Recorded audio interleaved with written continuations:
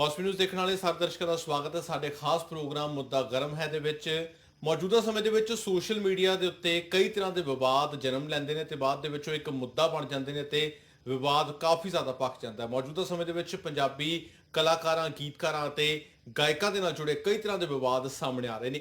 ਹਾਲਾਂਕਿ ਗਾਇਕਾਂ ਦੇ ਵੱਲੋਂ ਹਮੇਸ਼ਾ ਇਹ ਗੱਲ ਆਖੀ ਜਾਂਦੀ ਹੈ ਕਿ ਉਹ ਮਾਂ ਬੋਲੀ ਦੀ ਸੇਵਾ ਕਰ ਰਹੇ ਨੇ, ਪਰ ਉਹਨਾਂ ਦੇ ਵੱਲੋਂ ਕਈ ਵਾਰ ਇਸ ਤਰ੍ਹਾਂ ਦੀਆਂ ਤਕਰੀਰਾਂ, ਇਸ ਤਰ੍ਹਾਂ ਦੀਆਂ ਟਿੱਪਣੀਆਂ ਕਰ ਦਿੱਤੀਆਂ ਜਾਂਦੀਆਂ ਨੇ ਜਿਸ ਦੇ ਨਾਲ ਮਾਂ ਬੋਲੀ ਨੂੰ ਹੀ ਢਾਹ ਲੱਗਦੀ ਨਜ਼ਰ ਆਉਂਦੀ ਹੈ। ਹਾਲ ਹੀ ਦੇ ਵਿੱਚ ਹੁਣ ਗੁਰਦਾਸ ਮਾਨ ਪੰਜਾਬੀਆਂ ਦੇ ਮਾਣ ਦੇ ਵੱਲੋਂ ਇੱਕ ਨਿੱਜੀ ਰੇਡੀਓ ਇੰਟਰਵਿਊ ਦੇ ਵਿੱਚ ਇਹ ਗੱਲ ਆਖੀ ਗਈ ਸੀ ਕਿ ਹਿੰਦੀ ਜੋ ਪੂਰੇ ਦੇਸ਼ ਦੇ ਵਿੱਚ ਲਾਗੂ ਹੋਣੀ ਚਾਹੀਦੀ ਹੈ, ਜਿਸ ਤੋਂ ਬਾਅਦ ਜੋ ਮਾਂ ਬੋਲੀ ਦੇ ਹਮਾਇਤੀ ਨੇ ਉਹਨਾਂ ਦੇ ਵੱਲੋਂ ਕਾਫੀ ਜ਼ਿਆਦਾ ਇਸ ਤੇ ਟਿੱਪਣੀਆਂ ਕੀਤੀਆਂ ਗਈਆਂ, ਵਿਰੋਧ ਕੀਤਾ ਗਿਆ, ਜਿਸ ਤੋਂ ਬਾਅਦ ਕੈਨੇਡਾ ਸ਼ੋਅ ਦੇ ਵਿੱਚ ਗੁਰਦਾਸ ਮਾਨ ਦੇ ਵੱਲੋਂ ਕੁਝ ਅਪਸ਼ਬਦ ਬੋਲੇ ਗਏ ਨੇ, ਜਿਸ ਤੋਂ ਬਾਅਦ ਕਾਫੀ ਜ਼ਿਆਦਾ ਗੁੱਸਾ ਲੋਕਾਂ ਦੇ ਵਿੱਚ ਪਾਇਆ ਜਾ ਰਿਹਾ ਹੈ। ਇੱਥੇ ਬਸ ਨਹੀਂ ਹੈ, ਸਿੱਧੂ ਮੂਸੇਵਾਲਾ ਦੇ ਨਾਲ ਜਾਂ ਫਿਰ ਐਲੀ ਮੰਗਟ ਦੇ ਨਾਲ ਵੀ ਇਸ ਤਰ੍ਹਾਂ ਦੇ ਕਈ ਵਿਵਾਦ ਜੁੜੇ ਨੇ। ਇਸ ਉੱਤੇ ਗੱਲਬਾਤ ਕਰਾਂਗੇ, ਚਰਚਾ ਕਰਾਂਗੇ। ਮੇਰੇ ਨਾਲ ਪੈਨਲ ਮੌਜੂਦ ਹੈ ਇਸ ਸੰਬੰਧੀ ਜੋ ਮਾਹਰ ਨੇ ਆਪਣੀ ਰਾਏ ਰੱਖਣਗੇ। ਸਭ ਤੋਂ ਪਹਿਲਾਂ ਉਹਨਾਂ ਦਾ ਤਾਰੁਫ ਕਰਾ ਦਿੰਦੇ ਆ। ਮੇਰੇ ਨਾਲ ਮੌਜੂਦ ਨੇ ਡਾਕਟਰ ਪੀਐਸ ਭੋਗਲ ਮੌਜੂਦ ਨੇ, ਭਾਸ਼ਾ ਅਤੇ ਸੱਭਿਆਚਾਰਕ ਮਾਮਲਿਆਂ ਦੇ ਮਾਹਰ, ਔਰ ਲੇਖਕ ਤੇ ਚਿੰਤਨ ਨੇ ਡਾਕਟਰ ਗੁਲਜ਼ਾਰ ਸਿੰਘ ਪੰਧੇਰ, ਔਰ ਇਸ ਦੇ ਨਾਲ ਹੀ ਸਾਡੇ ਨਾਲ ਗਾਇਕ ਅਤੇ ਲੇਖਕ ਮੌਜੂਦ ਨੇ ਕਰਮਜੀਤ ਗਰੇਵਾਲ। ਸਾਰੇ ਹੀ ਮਹਿਮਾਨਾਂ ਦਾ ਸਵਾਗਤ ਹੈ। ਸਭ ਤੋਂ ਪਹਿਲਾਂ ਇੱਕ ਟਿੱਪਣੀ ਲੈ ਲੈਂਦੇ ਆ ਕਰਮਜੀਤ ਗਰੇਵਾਲ ਤੋਂ, ਕਿਉਂਕਿ ਆਪ ਵੀ ਇਸ ਖਿੱਤੇ ਦੇ ਨਾਲ ਸੰਬੰਧ ਰੱਖਦੇ ਨੇ, ਬਹੁਤ ਮਾਂ ਬੋਲੀ ਦੀ ਜੋ ਹਮਾਇਤੀ ਗੀਤ ਉਹ ਗਾਉਂਦੇ ਨੇ।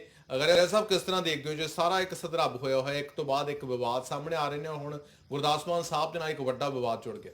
ਇੱਦਾਂ ਜੀ ਵੀ ਜਦੋਂ ਵੀ ਕੋਈ ਕਲਾਕਾਰ, ਗਾਇਕ, ਲੇਖਕ ਕਾਫੀ ਉਹ ਮਸ਼ਹੂਰ ਹੁੰਦਾ, ਪ੍ਰਸਿੱਧ ਹੁੰਦਾ, ਤਾਂ ਉਹਦੇ ਬਹੁਤ ਸਾਰੇ ਉਹਨੂੰ ਸੁਣਨ ਵਾਲੇ ਹੁੰਦੇ ਆ, ਤਾਂ ਉਹਦੇ ਤੋਂ ਇੱਕ ਜ਼ਿੰਮੇਵਾਰੀ ਦੀ ਆਸ ਰੱਖੀ ਜਾਂਦੀ ਆ। ਜੇ ਉਹ ਗੈਰ ਜ਼ਿੰਮੇਵਾਰੀ ਵਾਲੀ ਕੋਈ ਗੱਲ ਬੋਲਦਾ ਜਾਂ ਗਾਉਂਦਾ ਤਾਂ ਉਹਦਾ ਇਸ ਤਰ੍ਹਾਂ ਦਾ ਗੱਲਬਾਤ ਹੋਣੀ ਸੁਭਾਵਿਕ ਆ।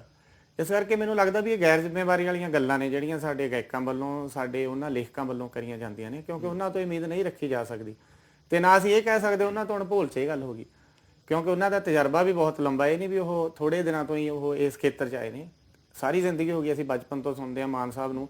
ਚਲੋ ਜੇ ਅਸੀਂ ਦੂਸਰੇ ਗਾਇਕਾਂ ਦੀ ਗੱਲ ਕਰੀਏ, ਉਹਨਾਂ ਨੂੰ ਸ਼ਾਇਦ ਅਸੀਂ ਉਹਨਾਂ ਨਹੀਂ ਸੁਣਿਆ। ਮਾਨ ਸਾਹਿਬ ਨੂੰ ਤਾਂ ਅਸੀਂ ਬਚਪਨ ਤੋਂ ਸੁਣਦੇ ਆ ਵੀ ਪੰਜਾਬੀ ਜਵਾਨੇ ਨੀ ਰਕਾਨੇ ਮੇਰੇ ਦੇਸ਼ ਦੀ ਹੈ, ਕਿਹਨੇ ਤੇਰਾ ਖੋਲਿਆ ਸ਼ਿੰਗਾਰ, ਬੁੱਲੇ ਦੀ ਕਾਫੀਏ ਮੀਡੀਆਂ ਖਿਲਾਰੀ ਫਿਰੇ। ਉਹ ਬੰਦਾ ਕਹੇ ਬਈ ਹਾਂਜੀ ਹਿੰਦੀ ਸਾਡੀ ਇੱਕ ਭਾਸ਼ਾ ਹੋਣੀ ਚਾਹੀਦੀ ਆ, ਤੇ ਇਹ ਕਿਤੇ ਕਹੇ ਹੀ ਨਾ ਵੀ ਸਾਡੀ ਮਾਂ ਬੋਲੀ ਨੂੰ ਪਹਿਲ ਦੇਣੀ ਆ, ਉਸ ਤੋਂ ਬਾਅਦ ਜਿੰਨੀਆਂ ਮਰਜ਼ੀ ਭਾਸ਼ਾਵਾਂ ਸਿੱਖੋ, ਸਾਡੇ ਲਈ ਕੋਈ ਇਹ ਬੰਦਿਸ਼ ਨਹੀਂ, ਕੋਈ ਮਰਜ਼ੀ ਸਿੱਖੋ। ਪਰ ਉਹ ਮੈਂ ਕਈ ਵਾਰ ਸੁਣੀ ਉਹਨਾਂ ਦੀ ਇਹ ਕਹੀ ਹੋਈ ਗੱਲ, ਉਹ ਕਿਤੇ ਕਹਿ ਹੀ ਨਹੀਂ ਰਹੇ ਇਦਾਂ ਬਈ ਮਾਂ ਬੋਲੀ ਦਾ ਕੀ ਮਹੱਤਵ ਹੁੰਦਾ ਇੱਕ ਬੱਚੇ ਲਈ, ਇੱਕ ਬੰਦੇ ਲਈ, ਇੱਕ ਵੱਡੇ ਲਈ। ਘੱਟੋ ਘੱਟ ਇਹ ਗੱਲ ਉਹਨਾਂ ਦੇ ਮਨ ਚੋਂ ਵਿਸਰ ਜਾਣੀ ਜਾਂ ਉਹ ਨਾ ਬੋਲਣੀ, ਇਹ ਜ਼ਰੂਰ ਖਟਕਦੀ ਆ ਸਾਨੂੰ। ਭੋਗਲ ਸਾਹਿਬ, ਜੋ ਇਹ ਪੂਰਾ ਜਿਸ ਮਾਹੌਲ ਦੇ ਵਿੱਚ ਇਹ ਸਭ ਕੁਝ ਸਾਹਮਣੇ ਆਇਆ, ਕਿਉਂਕਿ ਹੁਣ ਮੌਜੂਦਾ ਸਮੇਂ ਦੇ ਵਿੱਚ ਮਾਂ ਬੋਲੀ ਦੇ ਲਈ ਕਈ ਤਰ੍ਹਾਂ ਦੀਆਂ ਲਹਿਰਾਂ ਵੀ ਚੱਲ ਰਹੀਆਂ ਨੇ, ਜਿਹੜੇ ਸਾਈਨ ਬੋਰਡ ਨੇ ਉਹਨਾਂ ਉੱਤੇ ਕਾਲਕ ਪੋਤੀ ਜਾ ਰਹੀ ਹੈ ਕਿ ਉਹਨੂੰ ਪੰਜਾਬੀ ਦੇ ਵਿੱਚ ਕੀਤਾ ਜਾਵੇ, ਜਾਂ ਹੁਣ ਹਾਲ ਹੀ ਦੇ ਵਿੱਚ ਜਿਹੜੇ 350 ਸਾਲਾਂ ਦੇ ਪੰਜਾਬ ਸਰਕਾਰ ਦੇ ਵੱਲੋਂ ਹੋਰਡਿੰਗਸ ਲਗਾਏ ਗਏ ਨੇ, ਉਹਦੇ ਉੱਤੇ ਵੀ ਬਹੁਤ ਟਿੱਪਣੀ ਹੋਈ ਹੈ ਕਿ ਇੰਗਲਿਸ਼ ਦੇ ਵਿੱਚ ਕਿਉਂ ਨੇ। ਉਸ ਦੌਰ ਦੇ ਵਿੱਚ ਮਾਨ ਸਾਹਿਬ ਦੇ ਵੱਲੋਂ ਜੋ ਟਿੱਪਣੀ ਕੀਤੀ ਗਈ, ਮੁੱਦਾ ਹੋਰ ਜ਼ਿਆਦਾ ਭਖਦਾ ਦਿਖਾਈ ਦੇ ਰਿਹਾ। ਤੁਸੀਂ ਆਪ ਬੜਾ ਨੇੜੇ ਤੋਂ ਜੁੜੇ ਹੋਏ ਹੋ ਇਹਨਾਂ ਮਾਮਲਿਆਂ ਦੇ ਨਾਲ, ਇੱਕ ਜ਼ਹਿਨੀ ਤੌਰ ਤੇ ਕਿਵੇਂ ਦੇਖਦੇ ਹੋ ਜੋ ਇਹ ਸਾਰਾ ਕੁਝ ਹੋ ਰਿਹਾ ਹੈਗਾ ਤੇ ਕਿੱਦਾਂ ਟਿੱਪਣੀ ਕਰੋਗੇ ਇੱਥੇ? ਅਸਲ ਵਿੱਚ ਸਾਡਾ ਦੇਸ਼ ਜਿਹੜਾ ਹੈ ਇਹ ਇੱਕ ਬਹੁਭਾਸ਼ੀ ਦੇਸ਼ ਹੈ, ਮਲਟੀਲਿੰਗੁਅਲ ਕੰਟਰੀ ਹੈ। ਸਾਡੇ ਦੇਸ਼ ਦੇ ਵਿੱਚ ਬਹੁਤ ਸਾਰੀਆਂ ਭਾਸ਼ਾਵਾਂ ਨੇ। ਖੁਦ ਸਾਡੇ ਸੰਵਿਧਾਨ ਦੇ ਵਿੱਚ 18 ਖੇਤਰੀ ਭਾਸ਼ਾਵਾਂ ਨੂੰ ਰਾਸ਼ਟਰੀ ਭਾਸ਼ਾ ਦਾ ਦਰਜਾ ਹਾਸਿਲ ਕੀਤਾ ਮਿਲਿਆ ਹੋਇਆ ਹੈ, ਔਰ ਹਸਬੇ ਮਾਮੂਲ ਜ਼ਿੰਦਗੀ ਚੱਲਦੀ ਰਹਿੰਦੀ ਹੈ। ਲੇਕਿਨ ਸਾਡੇ ਰਾਜਨੇਤਾਵਾਂ ਨੂੰ ਜਿਹੜੀ ਹੈ ਕਦੇ-ਕਦੇ ਪੰਜਾਬੀ ਦੀ ਅਸੀਂ ਕਹਿੰਦੇ ਖੁਰਕ ਹੋਣ ਲੱਗ ਜਾਂਦੀ ਹੈ ਕਿ ਕੋਈ ਸਿਆਪਾ ਨਹੀਂ ਪੈ ਰਿਹਾ ਤੇ ਇੱਕ ਨਵਾਂ ਸਿਆਪਾ ਖੜਾ ਕਰ ਦਈਏ। ਖਾਸ ਤੌਰ ਤੇ ਜਦੋਂ ਦੀ ਇਹ ਆਰਐਸਐਸ ਬੈਕ ਸਰਕਾਰ ਜਦੋਂ ਦੀ ਦਿੱਲੀ 'ਚ ਬੈਠੀ ਹੈ, ਇਹਨਾਂ ਦਾ ਜਿਹੜਾ ਇੱਕ ਵਾਲੇ ਪਾਸੇ ਨੂੰ ਤੁਰੇ ਹੋਏ ਹੈ, ਇੱਕ ਵਿਧਾਨ ਤੇ ਇੱਕ ਨਿਸ਼ਾਨ, ਇੱਕ ਪ੍ਰਧਾਨ, ਹੁਣ ਇੱਕ ਭਾਸ਼ਾ। ਬੜਾ ਸੋਹਣਾ ਦੇਸ਼ ਚੱਲਦਾ ਹੈ, ਬੜੇ ਸੋਹਣੇ ਲੋਕ ਮਿਲ ਜੁਲ ਕੇ ਰਹਿੰਦੇ, ਲੇਕਿਨ ਜਦੋਂ ਇਹੋ ਜਿਹੀ ਗੱਲ ਕਰ ਦਿੱਤੀ ਜਾਂਦੀ ਰਾਜਨੇਤਾਵਾਂ ਵੱਲੋਂ ਤਾਂ ਨਾ ਚਾਹੁੰਦੇ ਹੋਏ ਵੀ ਕੁਝ ਲੋਕ ਉਹਨੂੰ ਰਿਐਕਟ ਕਰਦੇ ਤੇ ਫਿਰ ਇਹੋ ਜਿਹੀਆਂ ਕੰਟਰੋਵਰਸੀਜ਼ ਪੈਦਾ ਹੋਣੀਆਂ ਸ਼ੁਰੂ ਹੋ ਜਾਂਦੀਆਂ। ਸੋ ਬੇਸਿਕਲੀ ਉਹ ਰਾਜਨੀਤਿਕ ਮਾਹੌਲ ਇਸ ਦੇ ਬਾਰੇ ਜ਼ਿੰਮੇਦਾਰ ਹੈ, ਜਿੱਥੋਂ ਇਹ ਸਾਰੀ ਜਿਹੜੀ ਗੱਲ ਸ਼ੁਰੂ ਹੁੰਦੀ ਹੈ ਔਰ ਕਿਸੇ ਨਿਸ਼ਚਿਤ ਏਜੰਡੇ ਦੇ ਤਹਿਤ ਸ਼ੁਰੂ ਹੁੰਦੀ ਹੈ, ਜਿਹਦੀ ਭਰਤਸਨਾ ਕਰਨਾ ਸਾਡਾ ਜਿਹੜਾ ਹੈਗਾ ਸਾਰੇ ਦੇਸ਼ ਵਾਸੀਆਂ ਦਾ ਫਰਜ਼ ਹੈਗਾ। ਉਸ ਤੋਂ ਬਾਅਦ ਜਿਹੜੇ ਗਾਇਕ ਨੇ, ਸਾਡੇ ਜਿਹੜੇ ਸੱਭਿਆਚਾਰਕ ਜਿਹੜੇ ਪਰਸਨੈਲਿਟੀਜ਼ ਨੇ, ਲੇਖਕ ਨੇ, ਉਹ ਬੜੇ ਸੰਜੀਦਾ ਤੇ ਬੜੇ ਸੈਂਸਿਟਿਵ ਕਿਸਮ ਦੇ ਲੋਕ ਹੁੰਦੇ ਆ। ਉਹਨਾਂ ਨੂੰ ਵੀ ਉਸ ਦੇ ਉੱਤੇ ਰਿਐਕਟ ਕਰਨ ਦਾ ਮਤਲਬ ਹੈ ਕਿ ਅਸੀਂ ਉਹਨਾਂ ਦੀ ਖੇਡ ਦੇ ਵਿੱਚ ਸ਼ਾਮਿਲ ਹੋ ਰਹੇ ਹਾਂ, ਅਸੀਂ ਜਿਹੜੀ ਉਹ ਚਾਲ ਚੱਲ ਰਹੇ ਉਹਦੇ ਅਸੀਂ ਸ਼ਿਕਾਰ ਹੋ ਰਹੇ ਹਾਂ। ਤੋ ਉਹਨਾਂ ਦਾ ਫਰਜ਼ ਬਣਦਾ ਹੈਗਾ ਕਿ ਉਹਨਾਂ ਦੀ ਇਸ ਤਰ੍ਹਾਂ ਦੀ ਚਾਲ ਦੇ ਵਿੱਚ ਅਸੀਂ ਨਾ ਆਈਏ, ਅਸੀਂ ਇਹੋ ਜਿਹੀ ਗੱਲ ਦੇ ਉੱਤੇ ਰਿਐਕਟ ਹੀ ਨਾ ਕਰੀਏ। ਠੀਕ ਹੈ, ਜਦੋਂ ਇਹ ਕੋਈ ਗੱਲ ਮੈਨੂੰ ਵੀ ਕਈ ਵਾਰੀ ਪੁੱਛਿਆ ਜਾਂਦਾ ਜੀ ਤੁਹਾਡਾ ਇਸ ਦੇ ਬਾਰੇ ਕੀ ਵਿਚਾਰ ਹੈ ਹਿੰਦੀ ਦੇ ਬਾਰੇ, ਮੈਂ ਕਹਿੰਦਾ ਕਿ ਜਿਹਨੂੰ ਜਿਹੜੀ ਭਾਸ਼ਾ ਆਉਂਦੀ ਹੈ, ਅੱਜ ਕੱਲ ਤਾਂ ਇੰਟਰਲਿੰਗੁਅਲ ਟ੍ਰਾਂਸਲੇਸ਼ਨਸ ਔਰ ਸਭ ਲੋਕ ਸਮਝਦੇ ਆ, ਅੰਗਰੇਜ਼ੀ ਨੂੰ ਸਮਝਦੇ ਆ, ਦੂਸਰੀਆਂ ਭਾਸ਼ਾਵਾਂ ਨੂੰ ਸਮਝਦੇ ਆ, ਫਿਲਮ ਨੇ ਔਰ ਦੂਸਰੇ ਮੀਡੀਆ ਨੇ ਹਰ ਇੱਕ ਲੈਂਗੁਏਜ ਨੂੰ ਇਹਨਾਂ ਪੋਪੂਲਰਾਈਜ਼ ਕਰਤਾ ਕਿ ਜਿੱਥੇ ਵੀ ਕਮਿਊਨੀਕੇਸ਼ਨ ਜਿਸ ਤਰੀਕੇ ਨਾਲ ਹੁੰਦੀ ਉਹਨੂੰ ਕਰ ਲਓ, ਉਦੋਂ ਵਰਤ ਲਓ ਉਹ ਜਿਹਦੀ ਭਾਸ਼ਾ। ਜਦੋਂ ਕਿ ਬਲਕਿ ਗਲੋਬਲਾਈਜੇਸ਼ਨ ਦੇ ਇਸ ਦੌਰ ਦੇ ਵਿੱਚ ਗਲੋਬਲਾਈਜੇਸ਼ਨ ਦੇ ਮਾੜੇ ਪੱਖ ਵੀ ਬਹੁਤ ਨੇ, ਗਲੋਬਲਾਈਜੇਸ਼ਨ ਦੇ ਕੁਝ ਚੰਗੇ ਪੱਖ ਵੀ ਨੇ। ਗਲੋਬਲਾਈਜੇਸ਼ਨ ਦੇ ਚੰਗੇ ਪੱਖ ਦੇ ਵਿੱਚ ਦਾ ਪੱਖ ਇਹ ਵੀ ਹੈ ਕਿ ਭਾਸ਼ਾ ਦੇ ਨਾਲ ਜਿਹੜੀ ਇਸ ਤਰ੍ਹਾਂ ਦੀ ਮਿਲੀਟੈਂਟ ਫੀਲਿੰਗ ਹੈ ਉਸ ਨੂੰ ਉਸਨੇ ਕਾਫੀ ਹੱਦ ਤੱਕ ਡਾਇਲੂਟ ਕੀਤਾ, ਕਿਉਂਕਿ ਲੋਕ ਅੰਤਰਰਾਸ਼ਟਰੀ ਸਤਰ ਤੇ ਜਦੋਂ ਮਿਲਦੇ ਆ ਆਪਸ ਦੇ ਵਿੱਚ ਗੱਲਬਾਤ ਕਰਦੇ ਆ, ਚਾਹੇ ਉਹ ਇੰਟੈਲੈਕਚੁਅਲ ਸਰਕਲਸ ਹੋਣ, ਐਕੈਡੈਮਿਕ ਸਰਕਲਸ ਹੋਣ, ਜਾਂ ਜੋ ਜਿੱਥੇ ਵੀ ਕੋਈ ਜਿਹੜਾ ਹੈ ਡਾਇਲੋਗ ਔਰ ਮਲਟੀਲੋਗ ਹੋ ਰਿਹਾ ਹੈਗਾ, ਉਹਦੇ ਵਿੱਚ ਹਰ ਉਹ ਭਾਸ਼ਾ ਦਾ ਇਸਤੇਮਾਲ ਕੀਤਾ ਜਾਂਦਾ ਜਿਹੜੀ ਭਾਸ਼ਾ ਚੱਲ ਸਕਦੀ ਹੋਵੇ। ਪਰ ਗਾਇਕਾਂ ਦੇ ਵੱਲੋਂ ਆਪਾਂ ਜੇ ਸੰਖੇਪ ਦੇ ਵਿੱਚ ਕਹੀਏ, ਜੋ ਗਾਇਕਾਂ ਦੇ ਵੱਲੋਂ ਟਿੱਪਣੀ ਕੀਤੀ ਜਾ ਰਹੀ, ਕਿਉਂਕਿ ਲੋਕ ਉਹਨਾਂ ਨੂੰ ਆਈਡੀਅਲ ਮੰਨਦੇ ਨੇ, ਲੋਕ ਆਈਡਲ ਮੰਨਦੇ ਨੇ, ਔਰ ਮੌਜੂਦਾ ਸਮੇਂ ਦੇ ਵਿੱਚ ਬਹੁਤ ਜ਼ਿਆਦਾ ਇੱਕ ਚਰਚਾ ਹੋ ਰਹੀ ਹੈ ਕਿ ਭਾਸ਼ਾ ਨੂੰ ਬਚਾਇਆ ਜਾਵੇ, ਉਹ ਹੋਰ ਪ੍ਰਫੁੱਲਤ ਕੀਤਾ ਜਾਵੇ। ਇਸ ਦੌਰ ਦੇ ਵਿੱਚ ਇਸ ਤਰ੍ਹਾਂ ਦੀ ਇਹ ਗੱਲ ਆਈ ਹੈ, ਪਰ ਰਾਜਨੀਤੀ ਨੂੰ ਅਲੱਗ ਰੱਖ ਕੇ ਜੇ ਗੱਲ ਦੇਖੀਏ, ਬਿਲਕੁਲ ਨਹੀਂ। ਮੈਂ ਜਿਸ ਤਰ੍ਹਾਂ ਪਹਿਲਾਂ ਕਿਹਾ ਕਿ ਸਾਡੇ ਜਿਹੜੇ ਗਾਇਕ ਨੇ ਜਾਂ ਹੋਰ ਫਿਲਮ ਨਾਲ ਰਿਲੇਟਡ, ਜਗਤ ਨਾਲ ਰਿਲੇਟਡ ਪਰਸਨੈਲਿਟੀਜ਼ ਨੇ, ਜਾਂ ਕੋਈ ਵੀ ਪਬਲਿਕ ਫਿਗਰਸ ਜਿਹੜੀਆਂ ਹੈਗੀਆਂ, ਉਹਨਾਂ ਦਾ ਕਿਆ ਹੋਇਆ ਲੋਕਾਂ ਦੇ ਵਿੱਚ ਬੜੀ ਛੇਤੀ ਟਰੈਵਲ ਕਰਦਾ, ਚੰਗਾ ਵੀ ਔਰ ਮਾੜਾ ਵੀ। ਤੇ ਉਹਨਾਂ ਨੂੰ ਹੀ ਮੈਂ ਉਸੇ ਪੱਖ ਤੋਂ ਕਹਿ ਰਿਹਾ ਕਿ ਉਹਨਾਂ ਨੂੰ ਕੋਈ ਵੀ ਟਿੱਪਣੀ ਕਰਦੇ ਸਮੇਂ ਇਸ ਚੀਜ਼ ਤੋਂ ਗੁਰੇਜ਼ ਕਰਨਾ ਚਾਹੀਦਾ ਜਿਹੜੀ ਕੋਈ ਖਾਸ ਤੌਰ ਤੇ ਜਿਹੜਾ ਕੰਟਰੋਵਰਸ਼ੀਅਲ ਇਸ਼ੂ ਹੋਵੇ। ਸਾਨੂੰ ਪਤਾ ਹੈ ਸਾਰਿਆਂ ਨੂੰ ਕਿ ਭਾਸ਼ਾ ਦਾ ਮਸਲਾ ਜਿਹੜਾ ਹੈਗਾ ਸਾਡੇ ਦੇਸ਼ 'ਚ ਬਹੁਤ ਕੰਟਰੋਵਰਸ਼ੀਅਲ ਹੈ। ਹਿੰਦੀ ਜਿਹੜੀ ਹੈ ਉਹ ਸੈਂਟਰਲ ਇੰਡੀਆ ਦੇ 4-5 ਸਟੇਟਸ ਦੇ ਵਿੱਚ ਬੋਲੀ ਜਾਂਦੀ ਹੈ, ਤਕਰੀਬਨ 40% ਜਿਹੜੀ ਸਾਡੀ ਵਸੋਂ ਹੈ ਉਹ ਇਹ ਲੈਂਗੁਏਜ ਬੋਲਦੀ ਹੈ। ਉਸ ਤੋਂ ਇਲਾਵਾ ਸਾਊਥ ਦੇ ਵਿੱਚ ਦੂਸਰੀਆਂ ਭਾਸ਼ਾਵਾਂ ਨੇ, ਨਾਰਥ ਈਸਟ ਦੇ ਵਿੱਚ ਦੂਸਰੀਆਂ ਭਾਸ਼ਾਵਾਂ ਨੇ, ਪੰਜਾਬ ਦੇ ਵਿੱਚ ਪੰਜਾਬੀ ਲੈਂਗੁਏਜ ਹੈ। ਸੋ ਲੋਕ ਇਸ ਦੇ ਬਾਰੇ ਟੱਚੀ ਹੋ ਜਾਂਦੇ ਆ। ਜਦੋਂ ਟੱਚੀ ਹੋ ਜਾਂਦੇ ਆ ਤੇ ਸਾਨੂੰ ਇਸ ਦੇ ਬਾਰੇ ਕੋਈ ਵੀ ਗੱਲ ਕਰਨ ਲੱਗੇ ਜਿਹੜਾ ਹੈ ਉਸ ਦੀ ਇਸ ਪਹਿਲੂ ਨੂੰ ਦੇਖ ਕੇ ਹੀ ਬੋਲਣਾ ਚਾਹੀਦਾ। ਕੋਕ ਕਰ ਰਹੇ ਨੇ। ਇੱਕ ਤਾਂ ਪੰਦੇਰ ਸਾਹਿਬ ਤੁਹਾਡੇ ਤੋਂ ਕਮੈਂਟ ਲੈ ਰਹੀ, ਹੁਣ ਮਾਨ ਸਾਹਿਬ ਦਾ ਜਿਹੜਾ ਬਿਆਨ ਹੈ ਕਹਿੰਦੇ ਮਾਂ ਵੱਲ ਧਿਆਨ ਦੇ ਰਹੇ ਹੋ ਤੇ ਮਾਸੀ ਵੱਲ ਵੀ ਧਿਆਨ ਦੇਣਾ ਚਾਹੀਦਾ, ਇਹਨੂੰ ਤੁਸੀਂ ਕਿਵੇਂ ਦੇਖਦੇ ਹੋ? ਮੈਂ ਇਸ ਤਰ੍ਹਾਂ ਦੇਖਦਾ ਹਾਂ ਕਿ ਉਹ ਕਹਿੰਦੇ ਕਿ ਸਾਨੂੰ ਹਿੰਦੀ ਭਾਸ਼ਾ ਸੰਪਰਕ ਭਾਸ਼ਾ ਦੇ ਤੌਰ ਤੇ ਹਿੰਦੁਸਤਾਨ 'ਚ ਜ਼ਰੂਰੀ ਹੈ, ਪਰ ਮੈਂ ਮਹਿਸੂਸ ਕਰਦਾ ਕਿ ਜਿਵੇਂ ਲੋਕ ਰਿਐਕਟ ਕਰ ਰਹੇ ਆ, ਪ੍ਰਤੀਕਰਮ ਕਰ ਰਹੇ ਆ, ਪ੍ਰਤੀਕਰਮ ਸੁਭਾਵਿਕ ਹੁੰਦਾ ਇਹੋ ਜੀ ਗੱਲ ਤੇ, ਕਿਉਂਕਿ ਮਾਨ ਸਾਹਿਬ ਇੱਕ ਸ਼ਖਸੀਅਤ ਨੇ, ਜਿਹੜੀ ਸ਼ਖਸੀਅਤ ਉਸਰ ਜਾਂਦੀ ਹੈ ਉਹਦਾ ਵੱਡਾ ਪ੍ਰਭਾਵ ਹੁੰਦਾ। ਜਦੋਂ ਉਹ ਗੱਲ ਕਹਿੰਦੇ ਆ ਤਾਂ ਲਾਜ਼ਮੀ ਤੌਰ ਤੇ ਉਹਦੀ ਚੰਗੀ ਤੇ ਮਾੜੀ ਗੱਲ ਦਾ ਅਸਰ ਉਨਾ ਹੀ ਵੱਡਾ ਹੋਏਗਾ। ਤੇ ਜਦੋਂ ਉਹਨਾਂ ਨੇ ਇਹ ਗੱਲ ਕਹੀ ਹੈ ਤਾਂ ਮੇਰਾ ਸਵਾਲ ਉਹਨਾਂ ਨੂੰ ਇਹ ਬਣਦਾ ਹੈ ਕਿ ਜੇ ਸੰਪਰਕ ਭਾਸ਼ਾ ਸਾਡੀ ਹਿੰਦੀ ਹਿੰਦੁਸਤਾਨ ਵਿੱਚ ਕਿਤੇ ਪ੍ਰੋਬਲਮ ਕ੍ਰੀਏਟ ਕਰਦੀ ਹੈ ਤਾਂ ਸਾਡੇ ਤਾਂ ਇਹ ਪੰਜਾਬੀ ਦੀ ਭਾਸ਼ਾ ਪਿਓ ਪੁੱਤ ਤੇ ਦਾਦੇ ਪੋਤੇ 'ਚ ਬਣੀ ਹੋਈ ਹੈ ਸੰਪਰਕ ਦੀ ਪ੍ਰੋਬਲਮ, ਉਹਦਾ ਹੱਲ ਕਿਵੇਂ ਕਰਾਂਗੇ? ਇਸ ਕਰਕੇ ਮੈਂ ਤਾਂ ਇੱਕੋ ਹੀ ਗੱਲ ਕਹਿਣੀ ਚਾਹੁੰਦਾ, ਜਿਹੜੀ ਭਾਸ਼ਾ ਵਿਗਿਆਨੀਆਂ ਦੀ ਬਾਰ-ਬਾਰ ਕਹੀ ਹੋਈ ਦੁਹਰਾਈ ਹੋਈ ਗੱਲ ਹੈ ਕਿ ਮਾਤ ਭਾਸ਼ਾ ਸਭ ਤੋਂ ਪਹਿਲ ਦੇ ਤੌਰ ਤੇ ਹੈ। ਬਾਕੀ ਭਾਸ਼ਾਵਾਂ ਨਾਲ ਕੋਈ ਦੁਸ਼ਮਣੀ ਨਹੀਂ, ਹਿੰਦੀ ਨਾਲ ਵੀ ਕੋਈ ਦੁਸ਼ਮਣੀ ਨਹੀਂ, ਪਰ ਮਾਤ ਭਾਸ਼ਾ ਦੀ ਥਾਂ ਤੇ ਹਿੰਦੀ ਨਹੀਂ। ਮਾਤ ਭਾਸ਼ਾ ਨੂੰ ਸਿੱਖ ਕੇ ਹੀ ਕੋਈ ਬੱਚਾ ਬਿਹਤਰ ਸ਼ਖਸੀਅਤ ਦੀ ਉਸਾਰੀ ਕਰ ਸਕਦਾ ਹੈ, ਇਸ ਤੋਂ ਬਿਨਾਂ ਹੋਰ ਕੋਈ ਬਦਲ ਨਹੀਂ ਹੈ। ਇਸ ਕਰਕੇ ਮਾਨ ਸਾਹਿਬ ਜਾਂ ਸਿੱਧੂ ਮੂਸੇਵਾਲਾ ਜਾਂ ਹੰਸਰਾਜ ਹੰਸ ਜਦੋਂ ਕੋਈ ਸਿਆਸੀ ਇਤਿਹਾਸਕ ਗੱਲ ਕਰਦੇ ਆ ਤਾਂ ਉਹ ਟਪਲੇ ਖਾ ਜਾਂਦੇ ਆ। ਉਹਨਾਂ ਨੂੰ ਜ਼ਿੰਮੇਵਾਰੀ ਦਾ ਅਹਿਸਾਸ ਹੋਣਾ ਚਾਹੀਦਾ ਹੈ, ਉਹਨਾਂ ਨੂੰ ਜ਼ਿੰਮੇਵਾਰੀ ਨਾਲ ਗੱਲਾਂ ਕਰਨੀਆਂ ਚਾਹੀਦੀਆਂ ਨੇ, ਉਹਨਾਂ ਨੂੰ ਅਹਿਸਾਸ ਹੋਣਾ ਚਾਹੀਦਾ ਹੈ ਕਿ ਸਾਨੂੰ ਲੋਕ ਕਿੱਡੀ ਕੁ ਵੱਡੀ ਸ਼ਖਸੀਅਤ ਸਮਝਦੇ ਆ, ਤੇ ਜੇ ਲੋਕ ਸਮਝਦੇ ਆ ਤਾਂ ਉਹਨਾਂ ਨੂੰ ਲੋਕਾਂ ਨੂੰ ਉਸੇ ਤਰ੍ਹਾਂ ਪ੍ਰਤੀਕਰਮ ਦੇਣਾ ਚਾਹੀਦਾ। ਪਰ ਪੰਦੇਰ ਸਾਹਿਬ ਇਹਦਾ ਜਿਹੜਾ ਵੱਡਾ ਵਿਰੋਧ ਇਹ ਹੈ ਕਿ ਜੋ ਕੈਨੇਡਾ ਸ਼ੋਅ ਦੇ ਵਿੱਚ ਉਹਨਾਂ ਵੱਲੋਂ ਜੋ ਉਹਨਾਂ ਦਾ ਵਿਰੋਧ ਕਰ ਰਹੇ ਸੀ, ਜੋ ਉੱਥੇ ਜਥੇਬੰਦੀਆਂ, ਉਹਨਾਂ ਨੂੰ ਇਹ ਅਪਸ਼ਬਦ ਬੋਲੇ ਗਏ ਨੇ। ਉਸ ਤੋਂ ਬਾਅਦ ਬਹੁਤ ਜ਼ਿਆਦਾ ਮਾਮਲਾ ਭਖਿਆ ਤੇ ਆਪਣਾ ਲੋਕ ਬਹੁਤ ਜ਼ਿਆਦਾ ਗੁੱਸਾ ਜ਼ਾਹਰ ਕਰ ਰਹੇ ਨੇ। ਗੱਲ ਇਹ ਹੈ ਵੀ ਕਿ ਜਦੋਂ ਲੋਕ ਆਮ ਲੋਕ ਜਿਹੜੇ ਹੁੰਦੇ ਨੇ, ਮੌਬ ਹੁੰਦੀ ਆ, ਮੌਬ ਨੇ ਤਾਂ ਰਿਐਕਸ਼ਨ ਕਰਨਾ, ਪ੍ਰਤੀਕਰਮ ਕਰਨਾ। ਤੇ ਜਿਵੇਂ ਆਪਾਂ ਸਾਡੇ ਕਾਲੇ ਖਰਾਲ ਪੋਤ ਦੇ ਸਾਈਨ ਬੋਰਡਾਂ ਤੇ ਉਹ ਅਸੀਂ ਕਹਿੰਦੇ ਸੀ ਕਿ ਭਾਵੇਂ ਇਹ ਸਿਆਣੀ ਜੀ ਗੱਲ ਨਹੀਂ, ਪਰ ਲੋਕ ਜਦੋਂ ਰਿਐਕਸ਼ਨ ਕਰਦੇ ਆ, ਪ੍ਰਤੀਕਰਮ ਕਰਦੇ ਆ, ਲੋਕ ਸੁਭਾਵਿਕ ਤੌਰ ਤੇ ਇਹੋ ਜਿਹਾ ਕੁਝ ਕਰਦੇ ਆ ਤੇ ਲੋਕਾਂ ਨੂੰ ਆਪਾਂ ਦੋਸ਼ੀ ਨਹੀਂ ਠਹਿਰਾ ਸਕਦੇ। ਸਾਡੇ ਜਿਹੜੇ ਜ਼ਿੰਮੇਵਾਰ ਲੋਕ ਨੇ ਉਹ ਬਾਅਦ ਦੋਸ਼ੀ ਹੁੰਦੇ ਆ। ਇਸ ਕਰਕੇ ਮਾਨ ਸਾਹਿਬ ਜਾਂ ਜਿਹੜੇ ਬਾਕੀ ਗਾਇਕ ਨੇ ਜਿਨ੍ਹਾਂ ਦੇ ਮੂੰਹੋਂ ਅਸੀਂ ਫੁੱਲਾਂ ਵਰਗੇ ਸ਼ਬਦ ਪੰਜਾਬੀ ਭਾਸ਼ਾ ਦੀ ਉਸਾਰੀ ਵਾਲੇ, ਉਹਨਾਂ ਦਾ ਦੁੱਖ ਜ਼ਿਆਦਾ ਲੱਗਦਾ ਉਹਨਾਂ ਵੱਲੋਂ ਜਦੋਂ ਇਸ ਤਰ੍ਹਾਂ ਦੇ ਸ਼ਬਦ ਬੋਲੇ ਨੇ। ਭੁੱਗੋ ਸਾਹਿਬ ਇੱਕ ਤੁਹਾਡਾ ਇਹ ਤੇ ਕਮੈਂਟ ਚਾਹਾਂਗੇ, ਜੋ ਉਹਨਾਂ ਵੱਲੋਂ ਟਿੱਪਣੀ ਕੀਤੀ ਗਈ ਹੈ ਕੈਨੇਡਾ ਸ਼ੋਅ ਦੌਰਾਨ, ਔਰ ਉੱਥੇ ਬਹੁਤ ਜ਼ਿਆਦਾ ਲੋਕ ਹੁਣ ਇਹ ਇਸ ਤਰ੍ਹਾਂ ਦੇ ਕੰਪੇਨ ਚਲਾ ਰਹੇ ਨੇ ਕਿ ਉਹਨਾਂ ਦੇ ਬਾਕੀ ਸ਼ੋਅ ਕੈਨਸਲ ਕੀਤੇ ਜਾਣ। ਗਗਨ, ਮੈਂ ਦੋ ਗੱਲਾਂ ਕਰਨੀਆਂ ਚਾਹਾਂਗਾ। ਇੱਕ ਤਾਂ ਪਹਿਲੀ ਗੱਲ ਨਹੀਂ ਤੁਰਦੇ ਹੋਏ, ਜਿਨ੍ਹਾਂ ਵੀ ਦੇਸ਼ਾਂ ਦੇ ਵਿੱਚ ਇੱਕ ਭਾਸ਼ਾ ਸੀ, ਮਾਤ ਭਾਸ਼ਾ ਸੀ, ਸਿੰਗਲ ਲੈਂਗੁਏਜ ਵਾਲੇ ਕੰਟਰੀਜ਼, ਜਾਂ ਉਹ ਥੋਪੀ ਗਈ ਸੀ, ਜਿਸ ਤਰ੍ਹਾਂ ਸੋਵੀਅਤ ਯੂਨੀਅਨ ਦੇ ਵਿੱਚ ਥੋਪੀ ਗਈ ਸੀ, ਜਾਂ ਚਾਈਨਾ ਦੇ ਵਿੱਚ ਜਿਹੜੀ ਹੈ ਚਾਈਨੀਜ਼ ਲੈਂਗੁਏਜ ਉਹ ਦੇਸ਼ ਵੀ ਹੁਣ ਜਿਹੜੇ ਹੈ ਮਲਟੀਲਿੰਗੁਅਲ ਵਾਲੇ ਪਾਸੇ ਤੁਰੇ ਹੋਏ ਨੇ। ਅੰਗਰੇਜ਼ੀ ਔਰ ਫ੍ਰੈਂਚ ਕਿਉਂਕਿ ਦੁਨੀਆ ਦੇ ਵਿੱਚ ਬਹੁਤ ਜ਼ਿਆਦਾ ਕਾਮਨਲੀ ਯੂਜ਼ਡ ਲੈਂਗੁਏਜਸ ਨੇ, ਆਪਣੇ ਸਿਟੀਜ਼ਨਸ ਨੂੰ ਉਹਨਾਂ ਲੈਂਗੁਏਜਸ ਨੂੰ ਉਹ ਸਿਖਾਉਣ ਦੇ ਵਾਲੇ ਪਾਸੇ ਤੁਰੇ ਹੋਏ ਨੇ। ਯਾਨੀ ਲੈਂਗੁਏਜ ਦੇ ਪ੍ਰਤੀ ਉਹ ਜਿਹੜਾ ਇੱਕ ਨੈਰੋ ਰਵੱਈਆ ਸੀਗਾ ਉਹਨਾਂ ਦੇਸ਼ਾਂ 'ਚ ਵੀ ਹਟਦਾ ਜਾ ਰਿਹਾ, ਕੱਟੜਪੁਣਾ ਸੀ। ਹਾਂ, ਉਹ ਸਾਡੇ ਦੇਸ਼ ਦੇ ਵਿੱਚ ਪਤਾ ਨਹੀਂ ਕਿਉਂ ਵੱਧਦਾ ਜਾ ਰਿਹਾ। ਦੂਸਰੀ ਗੱਲ ਜਿਹੜੀ ਤੁਸੀਂ ਕੀਤੀ, ਗੁਰਦਾਸ ਮਾਨ ਨੇ ਜਿਹੜੀ ਇੱਕ ਉਹ ਆਬਜੈਕਸ਼ਨੇਬਲ ਰਿਐਕਸ਼ਨ ਜਿਹੜਾ ਕੀਤਾ, ਉਹ ਬਿਲਕੁਲ ਵੀ ਉਮੀਦ ਨਹੀਂ ਸੀ। ਬਲਕਿ ਜਦੋਂ ਮੈਂ ਪਹਿਲੀ ਵਾਰੀ ਸੁਣਿਆ, ਮੈਨੂੰ ਵੀ ਮੇਰੇ ਸਟੂਡੈਂਟਸ ਨੇ ਦੱਸਿਆ ਕਿ ਸਰ ਇਸ ਤਰ੍ਹਾਂ ਦੀ ਕੋਈ ਗੱਲ ਹੋਈ ਹੈ, ਮੈਨੂੰ ਯਕੀਨ ਨਹੀਂ ਆਇਆ ਕਿਉਂਕਿ ਮੈਂ ਵੀ ਜਿਸ ਤਰ੍ਹਾਂ ਗਰੇਵਾਲ ਸਾਹਿਬ ਨੇ ਕਿਹਾ, ਗੁਰਦਾਸ ਮਾਨ ਨੂੰ ਬਹੁਤ ਸਟੂਡੈਂਟ ਲਾਈਫ ਤੋਂ ਆਪਣੇ ਬਹੁਤ ਦੇਰ ਤੋਂ ਉਹਨਾਂ ਨੂੰ ਸੁਣਦਾ ਦੇਖਦਾ ਆ ਰਿਹਾ।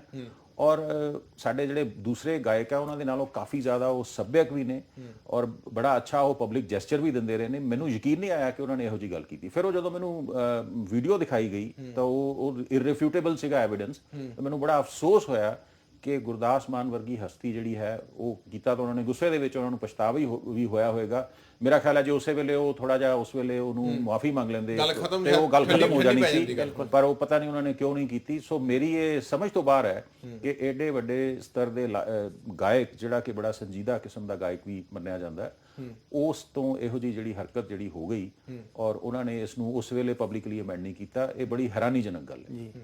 ਕਰਮ ਜੀ, ਹੁਣ ਜਿਹੜੇ ਇੱਕ ਤੋਂ ਬਾਅਦ ਇੱਕ ਮੁੱਦੇ ਭਖ ਰਹੇ ਨੇ, ਇਹ ਵੀ ਗੱਲ ਹੋ ਸਕਦੀ ਹੈ ਕਿ ਲਾਈਮਲਾਈਟ ਦੇ ਚੱਕਰ ਦੇ ਵਿੱਚ ਮਾਨ ਸਾਹਿਬ ਦੇ ਨਾਲ ਮੈਨੂੰ ਲੱਗਦਾ ਲਾਈਮਲਾਈਟ ਵਾਲੀ ਵੀ ਨਹੀਂ ਗੱਲ ਜੁੜਦੀ ਸੋਸ਼ਲ ਮੀਡੀਆ ਦੇ ਉੱਤੇ। ਉਹਨਾਂ ਤੋਂ ਬਾਅਦ ਕੌਣ ਲੋਕਾਂ ਦੇ ਦਿਲਾਂ ਦੇ ਵਿੱਚ ਰਾਜ ਕੀਤਾ ਹੋਏਗਾ? ਉਹਨਾਂ ਤੋਂ ਬਾਅਦ ਜਿਵੇਂ ਇੱਕ ਤੋਂ ਬਾਅਦ ਇੱਕ ਐਲੀ ਮੰਗਟ ਹੋਰਾਂ ਦਾ ਵਿਵਾਦ ਹੋਇਆ ਰੰਧਾਵਾ ਭਰਾਵਾਂ ਦੇ ਨਾਲ, ਜਾਂ ਉਸ ਤੋਂ ਬਾਅਦ ਮੂਸੇ ਵਾਲੇ ਦਾ ਹੋਇਆ, ਔਰ ਕਈ ਤਰ੍ਹਾਂ ਦੇ ਇਸ ਤਰ੍ਹਾਂ ਵਿਵਾਦ ਜੁੜ ਰਹੇ ਨੇ। ਹਾਲ ਹੀ ਦੇ ਵਿੱਚ ਇੱਕ ਹੋਰ ਵੀਡੀਓ ਵਾਇਰਲ ਹੋਈ ਸੀਗੀ ਸ਼ਹਿਰੀ ਮਾਨ ਦੀ, ਉਹ ਜੋ ਪ੍ਰੋਫੈਸਰ ਸਾਹਿਬ ਦੇ ਨਾਲ ਗੱਲਬਾਤ ਕਰ ਰਹੇ ਸਨ ਕਿ ਤੁਸੀਂ ਗੀਤਾਂ ਦੇ ਉੱਤੇ ਆਬਜੈਕਟ ਕਰਦੇ ਹੋ, ਜਿਹੜੇ ਚੰਗੇ ਗੀਤ ਸੁਣਦਾ ਕੌਣ ਹੈ ਅੱਜਕੱਲ? ਇੱਕ ਮੈਂ ਛੋਟਾ ਜਿਹਾ ਕਮੈਂਟ ਦਊਂਗਾ, ਸੌਰੀ ਗਰੇਵਾਲ ਸਾਹਿਬ। ਇੱਕ ਪੋਸਿਬਿਲਿਟੀ ਹੋ ਸਕਦੀ ਹੈ, ਜਿਹੜੀ ਗੱਲ ਕਰਾਂ, ਸ਼ਾਇਦ ਮੈਨੂੰ ਨਹੀਂ ਪਤਾ ਕੱਲ ਨੂੰ ਕੀ ਹੋਏਗਾ। ਕਈ ਵਾਰੀ ਕੁਝ ਲੋਕਾਂ ਦੀ ਜਦੋਂ ਪੋਲੀਟੀਕਲ ਐਂਬੀਸ਼ਨ ਹੋ ਜਾਂਦੀ ਹੈ, ਮੈਨੂੰ ਨਹੀਂ ਪਤਾ ਗੁਰਦਾਸ ਮਾਨ ਦੀ ਹੈ ਜਾਂ ਨਹੀਂ ਹੈ, ਕੋਈ ਉਹ ਰਾਜ ਸਭਾ ਦੀ ਨੋਮੀਨੇਸ਼ਨ ਹੰਸਰਾਜ ਹੰਸਵਾਂਗ ਭਾਲ ਰਹੇ ਨੇ ਕਿ ਨਹੀਂ ਰਹੇ ਨੇ, ਕਿਉਂਕਿ ਹੰਸਰਾਜ ਨੇ ਵੀ ਜਦੋਂ ਤੋਂ ਰਾਜਨੀਤੀ 'ਚ ਕਦਮ ਰੱਖਿਆ ਉਹ ਵੀ ਇਹੋ ਜਿਹੀਆਂ ਗੱਲਾਂ ਜਿਹੜੀਆਂ ਕੰਟਰੋਵਰਸ਼ੀਅਲ ਕਰਦੇ ਰਹਿੰਦੇ ਨੇ। ਸੋ ਗੋਡ ਨੋਜ਼, ਜੇ ਮਾਨ ਸਾਹਿਬ ਦਾ ਵੀ ਕੋਈ ਇਹੋ ਜਿਹਾ ਏਜੰਡਾ ਹੈ ਫਿਰ ਸ਼ਾਇਦ ਇਹਦੀ ਸਾਨੂੰ ਸਮਝ ਆਉਂਦੀ ਹੈ, ਅਦਰਵਾਈਜ਼ ਇਹ ਬਿਲਕੁਲ ਸਮਝ ਤੋਂ ਬਾਹਰ ਹੈ। ਪਲੀਜ਼। ਵੈਸੇ ਜੇ ਜਿਹੜੀ ਗੱਲ ਤੁਸੀਂ ਕਰੀ ਆ ਵੀ ਜੇ ਏਜੰਡਾ ਤਾਂ ਫਿਰ ਉਹਨਾਂ ਦਾ ਬਹੁਤ ਛੋਟਾ ਏਜੰਡਾ ਹੋਏਗਾ, ਹਨਾ, ਤੇ ਛੋਟੀ ਗੱਲ ਹੋਊਗੀ ਉਹਨਾਂ ਲਈ। ਤੇ ਮੈਨੂੰ ਲੱਗਦਾ ਹੁੰਦਾ ਵੀ ਹਰ ਕਲਾਕਾਰ ਦਾ ਇੱਕ ਟਾਈਮ ਹੁੰਦਾ, ਤੇ ਜੋ ਲਗਾਤਾਰ ਟਾਈਮ ਨਾਲ ਚੱਲ ਰਿਹਾ ਵੀ ਕਿਤੇ ਇਦਾਂ ਤਾਂ ਨਹੀਂ ਵੀ ਕਈ ਵਾਰੀ ਅਸੀਂ ਮਾਨਸਿਕ ਤੌਰ ਤੇ ਥੋੜਾ ਜਿਹਾ ਮਹਿਸੂਸ ਕਰਨ ਲੱਗ ਜਾਂਦੇ ਆ ਕਿ ਸ਼ਾਇਦ ਹੁਣ ਪਹਿਲਾਂ ਵਾਲਾ ਤੇ ਅੱਜ ਵਾਲਾ ਸਮਾਂ ਮੇਰਾ ਨਹੀਂ ਰਿਹਾ, ਕਿਤੇ ਇਹ ਵੀ ਗੱਲ ਹੋ ਸਕਦੀ ਹੈ। ਅਗਲੀ ਗੱਲ ਇਹ ਆ, ਮੈਂ ਦੇਖਦਾ ਹੁਣ ਸਾਡੇ ਬੱਚਿਆਂ ਵਿੱਚ ਵੀ ਸਾਡੇ ਵੱਡਿਆਂ ਵਿੱਚ ਵੀ ਅੱਜ ਦੇ ਸਮੇਂ ਕਾਫੀ ਲੋਕ ਡਿਪਰੈਸ਼ਨ 'ਚ, ਮੈਂ ਵੇਖਦਾ ਵੀ ਚਿੰਤਾ 'ਚ ਵੀ ਕਿਤੇ ਮਾਨ ਸਾਹਿਬ ਵਰਗੇ ਜਾਂ ਇਹ ਲੋਕ ਵੀ, ਜੇ ਇਹ ਵੀ, ਕਿਉਂਕਿ ਜਿਹੜੀ ਗੱਲ ਆ ਜਦੋਂ ਹੋਸ਼ ਵਿੱਚ ਬੰਦਾ ਹੋਵੇ ਉਦੋਂ ਕਹਿੰਦਾ ਨਹੀਂ ਕਿ ਉਹਦੇ ਤੇ ਇਹੋ ਜਿਹਾ ਕਿਹੜਾ ਉਸ ਵੇਲੇ ਪ੍ਰੈਸ਼ਰ। ਡਾਊਨਫਾਲ ਕਿਸੇ ਦਾ ਵੀ ਸੁਭਾਵਕ ਹੈ, ਸਮਾਂ ਇੱਕ ਤਰ੍ਹਾਂ ਦਾ, ਕਿਉਂਕਿ ਜਨਰੇਸ਼ਨ ਬਹੁਤ ਬਦਲ ਗਈ, ਜਨਰੇਸ਼ਨ ਗੈਪ ਆ ਗਿਆ, ਨਵੇਂ ਤਰ੍ਹਾਂ ਦੇ ਸ਼ਬਦਾਂ ਦੀ ਵਰਤੋਂ ਹੋਣ ਲੱਗ ਗਈ। ਪਰ ਇਹ ਸਭ ਕਿਵੇਂ ਦੇਖਦੇ ਹੋ ਇਹਨੂੰ? ਜਿਹੜੇ ਗੀਤਕਾਰੀ ਹੈ ਜਾਂ ਗਾਇਕ ਨੇ ਉਹਦੇ ਵਿੱਚ ਬੜਾ ਫਿਊਜ਼ਨ ਹੈਗਾ, ਇੰਗਲਿਸ਼ ਦਾ ਪੰਜਾਬੀ ਦਾ ਵਰਡ ਨਵੇਂ ਆਗੇ ਨੇ। ਮੈਂ ਜਿੱਥੇ ਆਪਾਂ ਗੱਲ ਕਰਦੇ ਪਹੁੰਚੇ ਹਾਂ, ਮੈਨੂੰ ਮਹਿਸੂਸ ਹੋ ਰਿਹਾ ਹੈ ਕਿ ਮਾਨ ਨੇ ਇਹ ਗੱਲ ਕਿਉਂ ਕਹੀ। ਆਪਣਾ ਸਵਾਲ ਤਾਂ ਖੜਾ ਹੁੰਦਾ ਹੈ, ਇਹ ਵੱਡਾ ਸਵਾਲ ਆ ਵੀ ਪ੍ਰੈਸ਼ਰ ਕਿਹੜਾ ਸਵਾਲ ਇਹ ਹੈ। ਮੈਨੂੰ ਲੱਗਦਾ ਹੈ ਕਿ ਦੁਨੀਆ ਭਰ ਦੇ ਵਿੱਚ, ਜਿਵੇਂ ਪ੍ਰੋਫੈਸਰ ਗੱਲ ਕਰ ਰਹੇ ਸੀ ਗਲੋਬਲਾਈਜੇਸ਼ਨ ਦੀ, ਤੇ ਸਾਰਾ ਕਾਰਪੋਰੇਟ ਜਗਤ ਸਾਡੇ ਏਜੰਡੇ ਡਿਸਾਈਡ ਕਰ ਰਿਹਾ। ਸਾਡੇ ਤੇ ਇਸ ਤਰ੍ਹਾਂ ਦੇ ਪ੍ਰੈਸ਼ਰ 'ਚ ਬਿਲਡ ਕੀਤੇ ਜਾ ਰਹੇ ਆ ਕਿ ਅਸੀਂ ਸਾਡੇ ਆਪਣੇ ਅੰਦਰਲੀਆਂ ਗੱਲਾਂ ਨੂੰ ਦਬਾ ਕੇ ਕੁਝ ਹੋਰ ਬੋਲੀ ਜਾ ਰਹੇ ਹਾਂ। ਮੈਨੂੰ ਲੱਗਦਾ ਕਿ ਉਹੀ ਮਾਨ, ਜਿਹੜਾ ਮਾਂ ਬੋਲੀ ਦੇ ਗੀਤ ਗਾਉਣ ਵਾਲਾ ਮਾਨ, ਉਹੀ ਇਹ ਗੱਲ ਕਹਿੰਦਾ ਤਾਂ ਲਾਜ਼ਮੀ ਉਹਦੇ ਤੇ ਕੋਈ ਪ੍ਰੈਸ਼ਰ ਆ, ਚਾਹੇ ਉਹਨੂੰ ਕੋਈ ਪੋਲੀਟੀਕਲ ਐਂਬੀਸ਼ਨ ਆ ਉਹਦੀ, ਜਾਂ ਕੋਈ ਇਸ ਕਿਸਮ ਦਾ ਪ੍ਰੈਸ਼ਰ ਆ ਜਿਹੜਾ ਉਹ ਤੋਂ ਕਹਾਈ ਜਾ ਰਹੀ ਹੈ ਗੱਲ, ਉਹ ਕਹਿ ਨਹੀਂ ਰਿਹਾ, ਜਾਂ ਐਵੇਂ ਕਹਿ ਲਈਏ ਕਿ ਨੈਸ਼ਨਲ ਤੇ ਇੰਟਰਨੈਸ਼ਨਲ ਪ੍ਰੈਸ਼ਰ ਜਿਹੜੇ ਸਾਡੇ ਇੰਨੇ ਮਾਊਂਟਰਿੰਗ ਹੋ ਰਹੇ ਨੇ ਕਿ ਬੰਦਾ, ਚਾਹੇ ਬੱਚੇ ਦੀ ਤੁਸੀਂ ਗੱਲ ਕਰਦੇ ਹੋ, ਬੱਚੇ ਤੋਂ ਲੈ ਕੇ ਵੱਡਿਆਂ ਤੱਕ, ਅਸੀਂ ਆਪਣੀ ਸੋਚ, ਆਪਣੀ ਗੱਲ ਕਿਤੇ ਹੋਰ ਛੱਡ ਬੈਠੇ ਹਾਂ ਪਿੱਛੇ, ਤੇ ਅਸੀਂ ਕਿਸੇ ਹੋਰ ਦੀ ਗੱਲ ਕਹੀ ਜਾਂਦੇ ਆ, ਕਿਸੇ ਹੋਰ ਦੇ ਸ਼ਬਦ ਬੋਲੀ ਜਾਂਦੇ ਆ। ਤੇ ਇਸ ਕਰਕੇ ਸਾਡਾ ਪ੍ਰਬੰਧ ਜਿਹੜਾ ਸਮੁੱਚਾ ਕਾਰਪੋਰੇਟ ਜਗਤ ਸਾਤੋਂ ਜਿਹੜੀ ਬੋਲੀ ਬੁਲਾਉਂਦਾ, ਚਾਹੇ ਸਰਕਾਰਾਂ ਤੋਂ ਵੀ ਉਹੀ ਬੋਲੀ ਜਾਂਦੀਆਂ ਨੇ, ਉਹ ਮਾਨ ਕਿਹਦਾ ਵਿਚਾਰਾ ਹੈ ਜੀ। ਮਾਨ ਇਸ ਕਰਕੇ ਕਸੂਰਵਾਰ ਹਰ ਉਹ ਬੰਦਾ ਹੋਏਗਾ ਜਿਹੜਾ ਉਸ ਕਿਸਮ ਦੇ ਪ੍ਰੈਸ਼ਰ ਦੇ ਥੱਲੇ ਕੁਝ ਹੋਰ ਬੋਲੇਗਾ, ਆਪਣੀ ਗੱਲ ਨਹੀਂ ਕਹੇਗਾ। ਕਸੂਰਵਾਰ ਤਾਂ ਹੋਏਗਾ ਕਿਉਂਕਿ ਆਪਣੀ ਜ਼ਮੀਰ ਤੋਂ ਵੀ ਉਹ ਕੋਈ ਹੋਰ ਗੱਲ ਕਹਿ ਰਿਹਾ। ਇਸ ਕਰਕੇ ਇਹ ਸਾਰੇ ਲੋਕ ਕਸੂਰਵਾਰ ਵੀ ਨੇ, ਤੇ ਨਾਲ ਇਸ ਗੱਲ ਦਾ ਵੀ ਸਾਨੂੰ ਅਹਿਸਾਸ ਹੋ ਰਿਹਾ ਕਿ ਉਹਨਾਂ ਤੇ ਕੋਈ ਵੱਡਾ ਦਬਾਅ ਵੀ ਹੈ। ਭੋਗਲ ਸਾਹਿਬ, ਬਾਰ-ਬਾਰ ਇਹ ਗੱਲਾਂ ਹੁੰਦੀਆਂ ਨੇ ਕਿ ਗੀਤਾਂ ਦੇ ਵਿੱਚ ਗਲਤ ਵਰਤੋਂ ਕਰ ਲਈ ਗਈ। ਹੁਣ ਸਿੱਧੂ ਦਾ ਜਦੋਂ ਗਾਣਾ ਆਇਆ ਸੀਗਾ ਮਾਈ ਭਾਗੋ ਜਿਹਦਾ ਜੋ ਨਾਮ ਯੂਜ਼ ਕੀਤਾ ਗਿਆ, ਬੜਾ ਵਿਵਾਦ ਹੋਇਆ, ਮਾਫੀ ਵੀ ਹਾਲਾਂਕਿ ਮੂਸੇਵਾਲੇ ਵੱਲੋਂ ਮੰਗ ਲਈ ਗਈ। ਇਸੇ ਤਰ੍ਹਾਂ ਦੇ ਕਈ ਮਾਮਲੇ ਆਏ ਨੇ। ਨਹੀਂ ਲੱਗਦਾ ਕਿ ਵੱਡੀ ਲੋੜ ਹੈ ਇੱਕ ਸੈਂਸਰ ਬੋਰਡ ਇੱਥੇ ਵੀ ਹੋਵੇ? ਹਾਲਾਂਕਿ ਕਈ ਵਾਰ ਭਾਸ਼ਾ ਵਿਭਾਗ ਦੇ ਵੱਲੋਂ ਇਸ ਤਰ੍ਹਾਂ ਦੀਆਂ ਗੱਲਾਂ ਹੋਣ ਦੇ ਵਿੱਚ ਆਈਆਂ ਨੇ ਕਿ ਕਰ ਰਹੇ ਆ, ਪਰ ਮੈਨੂੰ ਲੱਗਦਾ ਬਿਲਕੁਲ ਬੇਲਗਾਮ ਹੈ, ਇਸ ਪਾਸੇ ਕੋਈ ਕੰਮ ਨਹੀਂ ਹੋ ਰਿਹਾ। ਆਪਣੇ ਵੱਲੋਂ ਜਿਸ ਤਰ੍ਹਾਂ ਦਾ ਮਰਜ਼ੀ ਕੋਈ ਚੀਜ਼ ਯੂਜ਼ ਕੀਤੀ ਜਾਂਦੀ ਹੈ, YouTube ਤੇ ਪਾ ਦਿੱਤੀ ਜਾਂਦੀ ਹੈ, ਚੈਨਲ ਤੇ ਵੀ ਉਹ ਗੀਤ ਚੱਲਦੇ ਨੇ। ਮੈਂ ਸੈਂਸਰ ਬੋਰਡ ਬਣਾਉਣ ਦੇ ਤਾਂ ਕੋਈ ਹੱਕ 'ਚ ਨਹੀਂ ਹੈ। ਸੈਂਸਰ ਬੋਰਡ ਜਦੋਂ ਬਣਦਾ ਤਾਂ ਫਿਰ ਹੋਰ ਕਿਸਮ ਦੇ ਅਪਵਾਦ ਵੀ ਪੈਦਾ ਹੋ ਜਾਂਦੇ। ਆਪਾਂ ਦੇਖ ਹੀ ਰਹੇ ਹਾਂ ਸਾਡੇ ਸੈਂਸਰ ਬੋਰਡ ਜਿੱਥੇ ਜਿੱਥੇ ਹੈ ਨੇ ਉੱਥੇ ਕਿਹੋ ਜਿਹੀਆਂ ਕੰਟਰੋਵਰਸੀਜ਼ ਪੈਦਾ ਹੁੰਦੀਆਂ ਅਨਨੈਸੈਸਰੀ। ਪਰ ਕੋਈ ਰੈਗੂਲੇਟਰੀ ਚਾਹੀਦੀ ਹੈ ਇਸ ਚੀਜ਼ ਤੇ। ਇਹਦੇ ਵਿੱਚ ਜਿਹੜਾ ਹੈ ਸੈਲਫ ਰੈਗੂਲੇਟਰੀ ਹੀ ਚੱਲੇਗੀ। ਮੈਂ ਸਮਝਦਾ ਇੱਕ ਗਾਇਕ, ਕੋਈ ਸ਼ਾਇਰ ਜਾਂ ਕੋਈ ਵੀ ਕਹਾਣੀਕਾਰ, ਨਾਵਲਕਾਰ, ਉਸ ਦੇ ਵਿੱਚ ਇੰਨੀ ਇੱਕ ਸੱਭਿਆਚਾਰਕ ਮੈਚੁਰਿਟੀ ਆ ਜਾਣੀ ਚਾਹੀਦੀ ਹੈ ਕਿ ਉਸ ਨੂੰ ਆਪਣੇ ਲੋਕਾਂ ਦੀਆਂ ਜਿਹੜੀਆਂ ਕਲਚਰਲ ਸੈਂਸਿਬਿਲਿਟੀਜ਼ ਜਿਹੜੀਆਂ ਹੈ ਉਹਨਾਂ ਦਾ ਉਸ ਨੂੰ ਆਪਣੇ ਆਪ ਅਹਿਸਾਸ ਹੋਵੇ। ਔਰ ਸਾਨੂੰ ਪਰ ਸ਼ਾਇਦ ਇਹ ਪੋਸੀਬਲ ਨਹੀਂ ਹੈ, ਮੁਸ਼ਕਲ ਆ ਬਹੁਤ ਇਹ। ਨਹੀਂ, ਆਮ ਤੌਰ ਤੇ ਇਦਾਂ ਹੀ ਹੁੰਦਾ ਰਿਹਾ। ਪਿਛਲੇ ਜ਼ਮਾਨੇ ਦੇ, ਪਿਛਲੇ ਸਮਿਆਂ ਦੇ ਜਿਹੜੇ ਵੱਡੇ ਗਾਇਕ ਜਿੰਨੇ ਵੀ ਤੁਸੀਂ ਦੇਖ ਲਓ, ਆਸਾ ਸਿੰਘ ਮਸਤਾਨਾ, ਸੁਰਿੰਦਰ ਕੌਰ ਜਾਂ ਦੂਸਰੇ ਪੰਜਾਬੀ ਸਿੰਗਰ ਜਾਂ ਪਾਕਿਸਤਾਨ ਦੇ ਆਲਮ ਲੋਹਾਰ, ਉਹਨਾਂ ਦਾ ਅੱਗੇ ਬੇਟਾ ਆਰਿਫ ਲੋਹਾਰ ਜਾਂ ਦੂਸਰੇ ਲੋਕ, ਕਦੇ ਮੈਂ ਇਸ ਤਰ੍ਹਾਂ ਦੀ ਕੰਟਰੋਵਰਸੀ ਉਹਨਾਂ ਦੀ ਕਿਸੇ ਅਟਰਿੰਗ ਤੋਂ ਜਿਹੜੀ ਹੈ ਨਹੀਂ ਸੁਣੀ। ਇਹ ਸਾਡੇ ਜਿਹੜੀ ਹੈ ਇੱਧਰ ਵਾਲੇ ਪੰਜਾਬ ਦੇ ਵਿੱਚ ਇੱਕ ਜਿਹੜੀ ਨਵੀਂ ਪੌਦ ਜਿਹੜੀ ਹੈ, ਜਿਹੜੀ ਅਸੀਂ ਕਹਿੰਦੇ ਸੈਮੀ ਐਜੂਕੇਟਡ ਜਿਹੜੀ ਪੌਦ ਗਾਇਕ, ਜਿਨ੍ਹਾਂ ਦੀ ਆਵਾਜ਼ ਸ਼ਾਇਦ ਚੰਗੀ ਹੈ ਜਾਂ ਜਿਨ੍ਹਾਂ ਨੂੰ ਜਿਹੜਾ ਇੱਕ ਖਾਸ ਕਿਸਮ ਦੀ ਗਾਇਕੀ ਵਾਲਾ ਮਾਈਕ੍ਰੋਫੋਨ ਫੜ ਕੇ ਤੇ ਉਹ ਸਟੇਜੀ ਜਿਹੜੀ ਗਾਇਕੀ ਕਰਦੇ ਹੈ, ਉਹਨਾਂ ਦੀ ਹੀ ਕੰਟਰੋਵਰਸੀ ਜਦੋਂ ਵੀ ਇਮਰਜ ਹੁੰਦੀ ਉਦੋਂ ਹੀ ਹੁੰਦੀ ਹੈ। ਤੇ ਇਹਦਾ ਜਿਹੜਾ ਹੈਗਾ, ਇਹ ਸਾਡੇ ਲੋਕ ਹੀ ਇਸ ਦਾ ਕੋਈ ਰਿਐਕਸ਼ਨ ਕਰਕੇ ਹੱਲ ਕਰਨ ਜਾਂ ਕੋਈ ਹੋਰ ਤਰੀਕਾ ਲੱਭਿਆ ਜਾਵੇ। ਸੈਂਸਰ ਬੋਰਡ ਮੇਰੀ ਨਜ਼ਰ ਦੇ ਵਿੱਚ ਕੋਈ ਬਹੁਤ ਵਧੀਆ ਇਸ ਦਾ ਇਲਾਜ ਨਹੀਂ ਹੈ। ਉਹ ਆਪਣੇ ਆਪ ਦੇ ਵਿੱਚ ਜਿਹੜਾ ਹੈ ਗੜਬੜ, ਹੋਰ ਕਿਸਮ ਦੀ ਪ੍ਰੋਬਲਮ ਜਿਹੜੀਆਂ ਕ੍ਰੀਏਟ ਕਰੂਗਾ। ਮੈਂ ਇੱਕ ਮਿੰਟ ਲੈਣਾ ਚਾਹੁੰਦਾ। ਮੈਨੂੰ ਲੱਗਦਾ ਕਿ ਲੋਕ ਹੀ ਸੈਂਸਰ ਬੋਰਡ ਬਣਨਗੇ ਤੇ ਨਾਲ ਇੱਕ ਵੱਡਾ ਭਰੋਸਾ ਜਿਹੜਾ ਸਾਡਾ ਪੰਜਾਬੀ ਮਾਂ ਬੋਲੀ ਤੇ, ਪੰਜਾਬੀ ਮਾਂ ਬੋਲੀ ਕਦੇ ਵੀ ਸਰਕਾਰਾਂ ਦਰਬਾਰਾਂ ਦੀ ਰਖੇਲ ਨਹੀਂ ਰਹੀ। ਇਹ ਆਪਣੇ ਤੌਰ ਤੇ ਵਿਕਸਿਤ ਹੁੰਦੀ ਰਹੀ ਹੈ। ਇਹਦੇ ਵਿੱਚ ਸੈਂਸਰ ਬੋਰਡ ਵੀ ਲੋਕ ਹੀ ਪੈਦਾ ਕਰਦੇ ਰਹੇ। ਅਸੀਂ ਬਿਲਕੁਲ, ਲੋਕ ਜੇ ਨਕਾਰ ਦੇਣਗੇ ਤਾਂ ਉਸ ਤੋਂ ਉੱਤੇ ਸਾਡੇ ਕੋਲੇ ਬਹੁਤ ਮਹੱਤਵਪੂਰਨ, ਬਹੁਤ ਵੱਡੀ ਬਾਣੀ ਹੈ। ਬਾਬਾ ਬੁੱਲੇ ਸ਼ਾਹ, ਬਾਬਾ ਫਰੀਦ ਹੈ। ਸਾਡੇ ਕੋਲੇ ਬਹੁਤ ਰਿਚ ਲਿਟਰੇਚਰ ਹੈ ਜਿਹਦੇ ਆਧਾਰ ਤੇ ਜੇ ਉਹਨੂੰ ਪੜ੍ਹਿਆ ਜਾਵੇ ਤਾਂ ਮੇਰਾ ਖਿਆਲ ਲੋਕ ਇਸ ਕਿਸਮ ਦਾ ਗਾਇਕ ਸਾਡੇ ਇਸ ਤਰ੍ਹਾਂ ਦਾ ਵਤੀਰਾ ਨਹੀਂ ਬਣਾਉਣ। ਅੱਜ ਦੇ ਸਮੇਂ ਜਿਵੇਂ ਆਪਾਂ ਗੱਲ ਕਰਦੇ ਆਂ ਵੀ ਸਿੱਧੂ ਮੂਸੇਵਾਲਾ, ਦੇਖੋ ਜੀ ਪਹਿਲਾਂ ਗੱਲ ਹੁੰਦੀ ਸੀ ਥੋੜੀ ਦੇਰ ਵੀ, ਦੇਖੋ ਇਹਨਾਂ ਨੂੰ ਮੁੰਡਿਆਂ ਨੇ, ਨਵੀਂ ਪੀੜ੍ਹੀ ਨੇ ਇਹਨੂੰ ਕਿੰਨਾ ਪਪੂਲਰ ਕੀਤਾ। ਪਰ ਜਦੋਂ ਸਮੱਸਿਆ ਆਈ ਤੇ ਇਟਲੀ ਵਿੱਚ ਉਹਦਾ ਸ਼ੋਅ ਵੀ ਉਹਨਾਂ ਨਵਿਆਂ ਨੇ ਹੀ ਰੱਦ ਕੀਤਾ। ਲੋਕਾਂ ਨੇ, ਲੋਕ ਚੜਾ ਵੀ ਲੈਂਦੇ ਆ, ਲੋਕ ਫਿਰ ਲਾਹ ਵੀ ਲੈਂਦੇ ਆ। ਤੇ ਗੁਰਦਾਸ ਮਾਨ ਸਾਹਿਬ ਨੂੰ ਜੇ ਸਾਰੇ ਲੋਕ ਸਵੀਕਾਰ ਕਰਦੇ, ਜਦੋਂ ਉਹਨਾਂ ਨੇ ਗੱਲ ਬੋਲੀ ਤਾਂ ਲੋਕਾਂ ਨੇ ਉਹਨੂੰ ਰੋਕ ਵੀ ਲਿਆ। ਸੋ ਲੋਕ ਵੀ ਬਿਲਕੁਲ, ਔਰ ਇਹ ਵੀ ਗੱਲ ਵੱਡੀ ਹੈ ਕਿ ਲੋਕ ਹੁਣ ਰਿਐਕਸ਼ਨ ਦੇ ਰਹੇ ਆ। ਲੋਕੀ ਚਾਹੇ ਉਹ ਮਤਲਬ ਲੋਕ ਉਸ ਦਾ ਵਿਰੋਧ ਵੀ ਕਰ ਰਹੇ ਆ। ਇਹ ਨਹੀਂ ਵੀ ਉਹਨੇ ਗਲਤ ਬੋਲਿਆ ਤਾਂ ਲੋਕ ਕਹਿਣਗੇ ਠੀਕ ਆ ਤੂੰ ਸਾਡਾ ਚਹੇਤਾ ਵਾ, ਇਹ ਨਹੀਂ, ਲੋਕ ਵੀ ਲਾ ਰਹੇ ਆ। ਫਿਰ ਮੈਨੂੰ ਲੱਗਦਾ ਹੁੰਦਾ ਸੈਂਸਰ ਬੋਰਡ ਦੀ, ਜਿਵੇਂ ਸਰ ਨੇ ਗੱਲ ਕਰੀ ਆ, ਪ੍ਰੋਫੈਸਰ ਸਾਹਿਬ ਨੇ, ਸੈਂਸਰ ਸਾਡਾ ਜੇ ਕਹਿੰਦੇ ਆ ਲੋਕ ਹੁੰਦੇ ਆ ਤਾਂ ਸਾਡਾ ਪਰਿਵਾਰ ਵੀ ਹੁੰਦਾ। ਸਿੱਧੂ ਮੂਸੇਵਾਲੇ ਦੀ ਗੱਲ ਆ, ਜਦੋਂ ਕੁਝ ਲੋਕ ਉਹਨਾਂ ਦੇ ਘਰ ਜਾਂਦੇ ਆ ਤਾਂ ਉਹਦੇ ਮਾਤਾ ਉਹਨਾਂ ਤੇ ਕੇਸ ਦਰਜ ਕਰਾਉਂਦੇ ਆ ਕਿ ਮਾਤਾ ਜੀ ਨਹੀਂ ਉਹਨਾਂ ਤੋਂ ਗਲਤੀ ਮੰਨ ਸਕਦੇ ਸੀ, ਵੀ ਮੁੰਡਾ ਵੀ ਗਲਤੀ ਮੰਨੂਗਾ, ਗਲਤੀ ਹੋਈ ਆ ਤਾਂ ਮੈਂ ਵੀ ਮੰਨਦੀ ਆ। ਪਰਿਵਾਰ ਵੀ ਸੈਂਸਰ ਬਣ ਸਕਦਾ ਨਾ, ਪਿੰਡ ਵੀ ਬਣ ਸਕਦਾ। ਜ਼ਿੰਮੇਵਾਰੀ ਸਮਝਦੇ ਤਾਂ ਉਸ ਵੇਲੇ ਵੀ ਉਹ ਗੱਲ ਨੂੰ ਠੰਡੀ ਪਾਇਆ ਜਾ ਸਕਦਾ। ਗੁਰਦਾਸ ਮਾਨ ਸਾਹਿਬ ਨਾਲ ਉਹਨਾਂ ਦਾ ਪਰਿਵਾਰ ਜੁੜਿਆ ਹੋਇਆ, ਉਹ ਫਿਲਮੀ ਖੇਤਰ ਵਾਲਾ, ਕਿ ਉਹਨਾਂ ਚੋਂ ਕਿਸੇ ਦੀ ਜ਼ਿੰਮੇਵਾਰੀ ਨਹੀਂ, ਉਹ ਵੀ ਨਾਲ ਜੁੜ ਸਕਦੇ ਆ, ਪਰਿਵਾਰ ਵੀ ਜੁੜ ਸਕਦੇ ਆ, ਵੀ ਅਸੀਂ ਸਾਰੇ ਜੇ ਸੈਂਸਰ ਬੋਰਡ ਹੀ ਅਸੀਂ ਸਭ, ਤੇ ਜਿੰਨੇ ਸਾਡੇ ਪਰਿਵਾਰ ਨੇ, ਸਾਡਾ ਸਮਾਜ ਆ। ਸੋ ਉਸ ਸੈਂਸਰ ਬੋਰਡ ਨਾਲੋਂ ਮੇਰਾ ਖਿਆਲ ਆ ਵੀ ਇਹ ਸੈਂਸਰ, ਜਿਵੇਂ ਇਹਨਾਂ ਨੇ ਕਿਹਾ ਵੀ ਆਪਣਾ ਆਪ, ਜਿਵੇਂ ਅੱਜ ਕਲਾਕਾਰਾਂ ਦੇ ਵਿੱਚ ਜਦੋਂ ਇੱਕ ਖਾਮਖਾਰੀ ਈਗੋ ਆ ਜਾਂਦੀ ਹੈ, ਜੀ ਈਗੋ ਵੀ ਇਹਦੇ ਵਿੱਚ ਵੱਡਾ ਜਦੋਂ ਨਿਮਾਣਾਪਨ ਜਿਹੜਾ ਉਹਨਾਂ ਦੀ ਸ਼ਖਸੀਅਤ ਦਾ ਹਿੱਸਾ ਹੋਣਾ ਚਾਹੀਦਾ, ਜਿਹੜਾ ਕਿ ਅਕਸਰ ਮੈਂ ਦੇਖਦਾ ਗੁਰਦਾਸ ਮਾਨ ਖਾਸ ਤੌਰ ਤੇ, ਮੈਂ ਇੱਕ ਇਹਨਾਂ ਦਾ ਸਟੇਜ ਸ਼ੋਅ ਦੇਖ ਰਿਹਾ ਸੀ, ਬਾਬਾ ਬਲਬੀਰ ਸਿੰਘ ਸੀਚੇਵਾਲ ਉੱਥੇ ਆ ਗਏ, ਗੁਰਦਾਸ ਮਾਨ ਸਟੇਜ ਤੋਂ ਥੱਲੇ ਉਤਰ ਕੇ ਆਏ, ਉਹਨਾਂ ਨੂੰ ਮੱਥਾ ਟੇਕਿਆ, ਸਾਰੀ ਜਨਤਾ ਨੇ ਬਹੁਤ ਸਲਾਹਿਆ, ਮੈਨੂੰ ਖੁਦ ਬਹੁਤ ਚੰਗਾ ਲੱਗਾ। ਲੇਕਿਨ ਪਤਾ ਨਹੀਂ ਕਿਉਂ ਇਸ ਤਰ੍ਹਾਂ ਦੀ ਕਈ ਵਾਰੀ ਈਗੋ ਆ ਜਾਂਦੀ ਹੈ ਕਿ ਮੈਂ ਮਾਫੀ ਨਹੀਂ ਮੰਗਣੀ, ਜਾਂ ਮੈਂ ਜਿਹੜਾ ਹੈ ਪਬਲਿਕ ਦਾ ਜਿਹੜਾ ਸੈਂਟੀਮੈਂਟ ਹਰਟ ਹੋਇਆ ਉਸ ਨੂੰ ਕਿਸੇ ਤਰੀਕੇ ਨਾਲ ਨਹੀਂ ਕਰਨਾ। ਇਹ ਨਹੀਂ ਚਾਹੀਦਾ। ਜਿਹੜੀ ਆਜ਼ੀਜ਼ੀ ਹੈ, ਜਿਹੜੀ ਨਿਮਰਤਾ ਹੈ, ਉਹ ਕਲਾਕਾਰ ਦੇ ਵਿੱਚ ਜੇ ਨਹੀਂ ਹੈ ਤੇ ਫਿਰ ਕਿਸੇ ਨਿਮਰਤਾ ਹੁਣ ਘਟਦੀ ਪਿੱਛੇ ਗੁਰਨਾਮ ਭੁੱਲਰ ਦੇ ਇੱਕ ਬੜੀ ਵਾਇਰਲ ਹੋਈ ਹੈ, ਮੁੰਡਾ ਚੜਿਆ ਫੋਟੋ ਦੇਣ ਦੇ ਲਈ ਔਰ ਉਸ ਨੂੰ ਥੋੜਾ ਦੁਰਕਾਰਿਆ ਗਿਆ, ਔਰ ਇਸ ਤਰ੍ਹਾਂ ਦੇ, ਔਰ ਲੋਕਾਂ ਦਾ ਵੀ ਮੈਨੂੰ ਲੱਗਦਾ ਹੈ ਕਿ ਜ਼ਿੰਮੇਵਾਰੀ ਬਣਦੀ ਹੈ ਕਿ ਬੇਲੋੜੀ ਜ਼ਿਆਦਾ ਉਹ ਨਾ ਦਿੱਤੀ ਜਾਵੇ ਹਾਈਪ, ਲੋਕ ਜ਼ਿਆਦਾ ਹਾਈਪ ਜ਼ਰੂਰਤ ਤੋਂ ਜ਼ਿਆਦਾ ਦੇ ਦਿੰਦੇ ਆ। ਉਸ ਕਰਕੇ ਆਪਾਂ ਬੈਠੇ ਇੱਥੇ ਚਰਚਾ ਕਰ ਰਹੇ ਹਾਂ, ਆਪਣਾ ਕੋਈ ਗੁਰਦਾਸ ਮਾਨ ਜਾਂ ਸਿੱਧੂ ਮੂਸੇਵਾਲਾ ਨਿੱਜੀ ਕੋਈ ਕੁਝ ਨਹੀਂ ਹੈ। ਆਪਾਂ ਜੇ ਇਸ ਗੱਲ ਨੂੰ ਸਮਝ ਕੇ ਮਹਿਸੂਸ ਕਰਦੇ ਹਾਂ ਕਿ ਇਹ ਗੱਲ ਠੀਕ ਨਹੀਂ ਹੈ, ਅਸੀਂ ਕਹਿ ਰਹੇ ਹਾਂ, ਕਿਉਂਕਿ ਲੋਕਾਂ ਨਾਲ ਜੁੜਿਆ ਹੁੰਦਾ ਹੈ, ਬਿਲਕੁਲ ਭਾਸ਼ਾ ਨਾਲ ਜੁੜਿਆ ਜੀ। ਔਰ ਭੁੱਗਲ ਸਾਹਿਬ ਤੁਸੀਂ ਸਿੱਖਿਆ ਦੇ ਨਾਲ ਬਹੁਤ ਜੁੜੇ ਹੋਏ ਹੋ, ਔਰ ਜਿਹੜੇ ਗੀਤਕਾਰ ਨੇ ਇਹਦੇ ਵਿੱਚ ਸਿੱਖਿਆ ਦਾ ਵੀ ਰੋਲ ਮੰਨਦੇ ਹੋ, ਜਿਹੜੇ ਉਹ ਜਿਸ ਤਰ੍ਹਾਂ ਦੇ ਗੀਤ ਲਿਖਦੇ ਨੇ, ਕਿਉਂਕਿ ਜਿਹੜੀ ਅਪਬ੍ਰਿੰਗਿੰਗ ਹੈ ਉਹਦਾ ਬਹੁਤ ਅਸਰ ਹੁੰਦਾ। ਅਪਬ੍ਰਿੰਗਿੰਗ ਦਾ ਅਸਰ ਹੈ, ਲੇਕਿਨ ਜਦੋਂ ਵੀ ਕੋਈ ਕਲਾਕਾਰ ਮਾਰਕੀਟ ਫੋਰਸਿਸ ਦੇ ਤਹਿਤ ਆਪਣੀ ਪਰਫਾਰਮੈਂਸ ਕਰਨ ਲੱਗ ਜਾਂਦਾ ਤਾਂ ਫਿਰ ਉਹ ਮਾਰਕੀਟ ਫੋਰਸਿਸ, ਜਿੱਦਾਂ ਪੰਦੇਰ ਸਾਹਿਬ ਨੇ ਕਾਰਪੋਰੇਟ ਵਰਲਡ ਦੀ ਗੱਲ ਕੀਤੀ, ਮੈਂ ਅਕਸਰ ਇੱਥੇ ਜਦੋਂ ਵੀ ਸ਼ੋਅ ਹੁੰਦਾ, ਮੈਂ ਸਭ ਤੋਂ ਬੜਾ ਖਤਰਾ ਇਸ ਵੇਲੇ ਸਾਡੇ ਸਮਾਜ ਨੂੰ, ਸਾਡੇ ਦੇਸ਼ ਨੂੰ, ਸਾਡੀ ਰਾਜਨੀਤੀ ਨੂੰ, ਸਾਡੇ ਸੱਭਿਆਚਾਰ ਨੂੰ ਕਾਰਪੋਰੇਟਿਜ਼ਮ ਤੋਂ ਹੈ। ਤਾਂ ਉਹ ਜਦੋਂ ਕੋਈ ਵੀ ਕਲਾਕਾਰ ਜਿਹੜਾ ਹੈ ਪਰਫਾਰਮੈਂਸ ਜਿਹੜਾ ਹੈ ਉਹਨਾਂ ਫੋਰਸਿਸ ਦੇ ਪ੍ਰਭਾਵ ਦੇ ਵਿੱਚ ਆ ਕੇ ਦੇਣ ਲੱਗ ਜਾਂਦਾ, ਤਾਂ ਜ਼ਾਹਿਰ ਹੈ ਉਹ ਜਿਹੜਾ ਉਸ ਤਰ੍ਹਾਂ ਦੀਆਂ ਊਣਤਾਈਆਂ ਉਹਦੀ ਪਰਫਾਰਮੈਂਸ ਦੇ ਵਿੱਚ, ਉਸ ਤਰ੍ਹਾਂ ਦੀ ਜਿਹੜੀ ਘਟੀਆਪਨ, ਉਸ ਤਰ੍ਹਾਂ ਦਾ ਜਿਹੜਾ ਨਕਾਰਾਤਮਕ ਜਿਹੜੇ ਐਲੀਮੈਂਟਸ ਉਹਦੇ ਵਿੱਚ ਆਉਣਗੇ।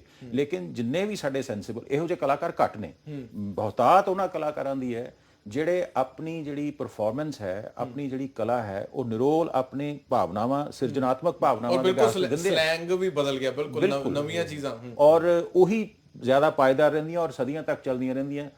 ਅੱਜ ਵੀ ਲੋਕ ਜਿਹੜਾ ਹੈ ਸੁਰਿੰਦਰ ਕੌਰ ਜੀ ਦੇ ਜਿਹੜੇ ਗਾਣੇ ਸੁਣਦੇ ਆ, ਸਭ ਕੁਝ ਚੱਲਦਾ, ਉਹ ਇਸ ਕਰਕੇ ਨਹੀਂ ਚੱਲਦਾ ਕਿ ਉਹਨਾਂ ਨੇ ਮਾਰਕੀਟ ਫੋਰਸਿਸ ਦੇ ਅਕੋਰਡਿੰਗਲੀ ਗਾਇਆ ਸੀ, ਆਪਣੀ ਸਿਰਜਣਾ ਨੂੰ ਜਿਹੜਾ ਉਹਨਾਂ ਨੇ ਇੱਕ ਸ਼ੇਪ ਦਿੱਤੀ ਔਰ ਉਹ ਚੱਲਦਾ ਰਿਹਾ।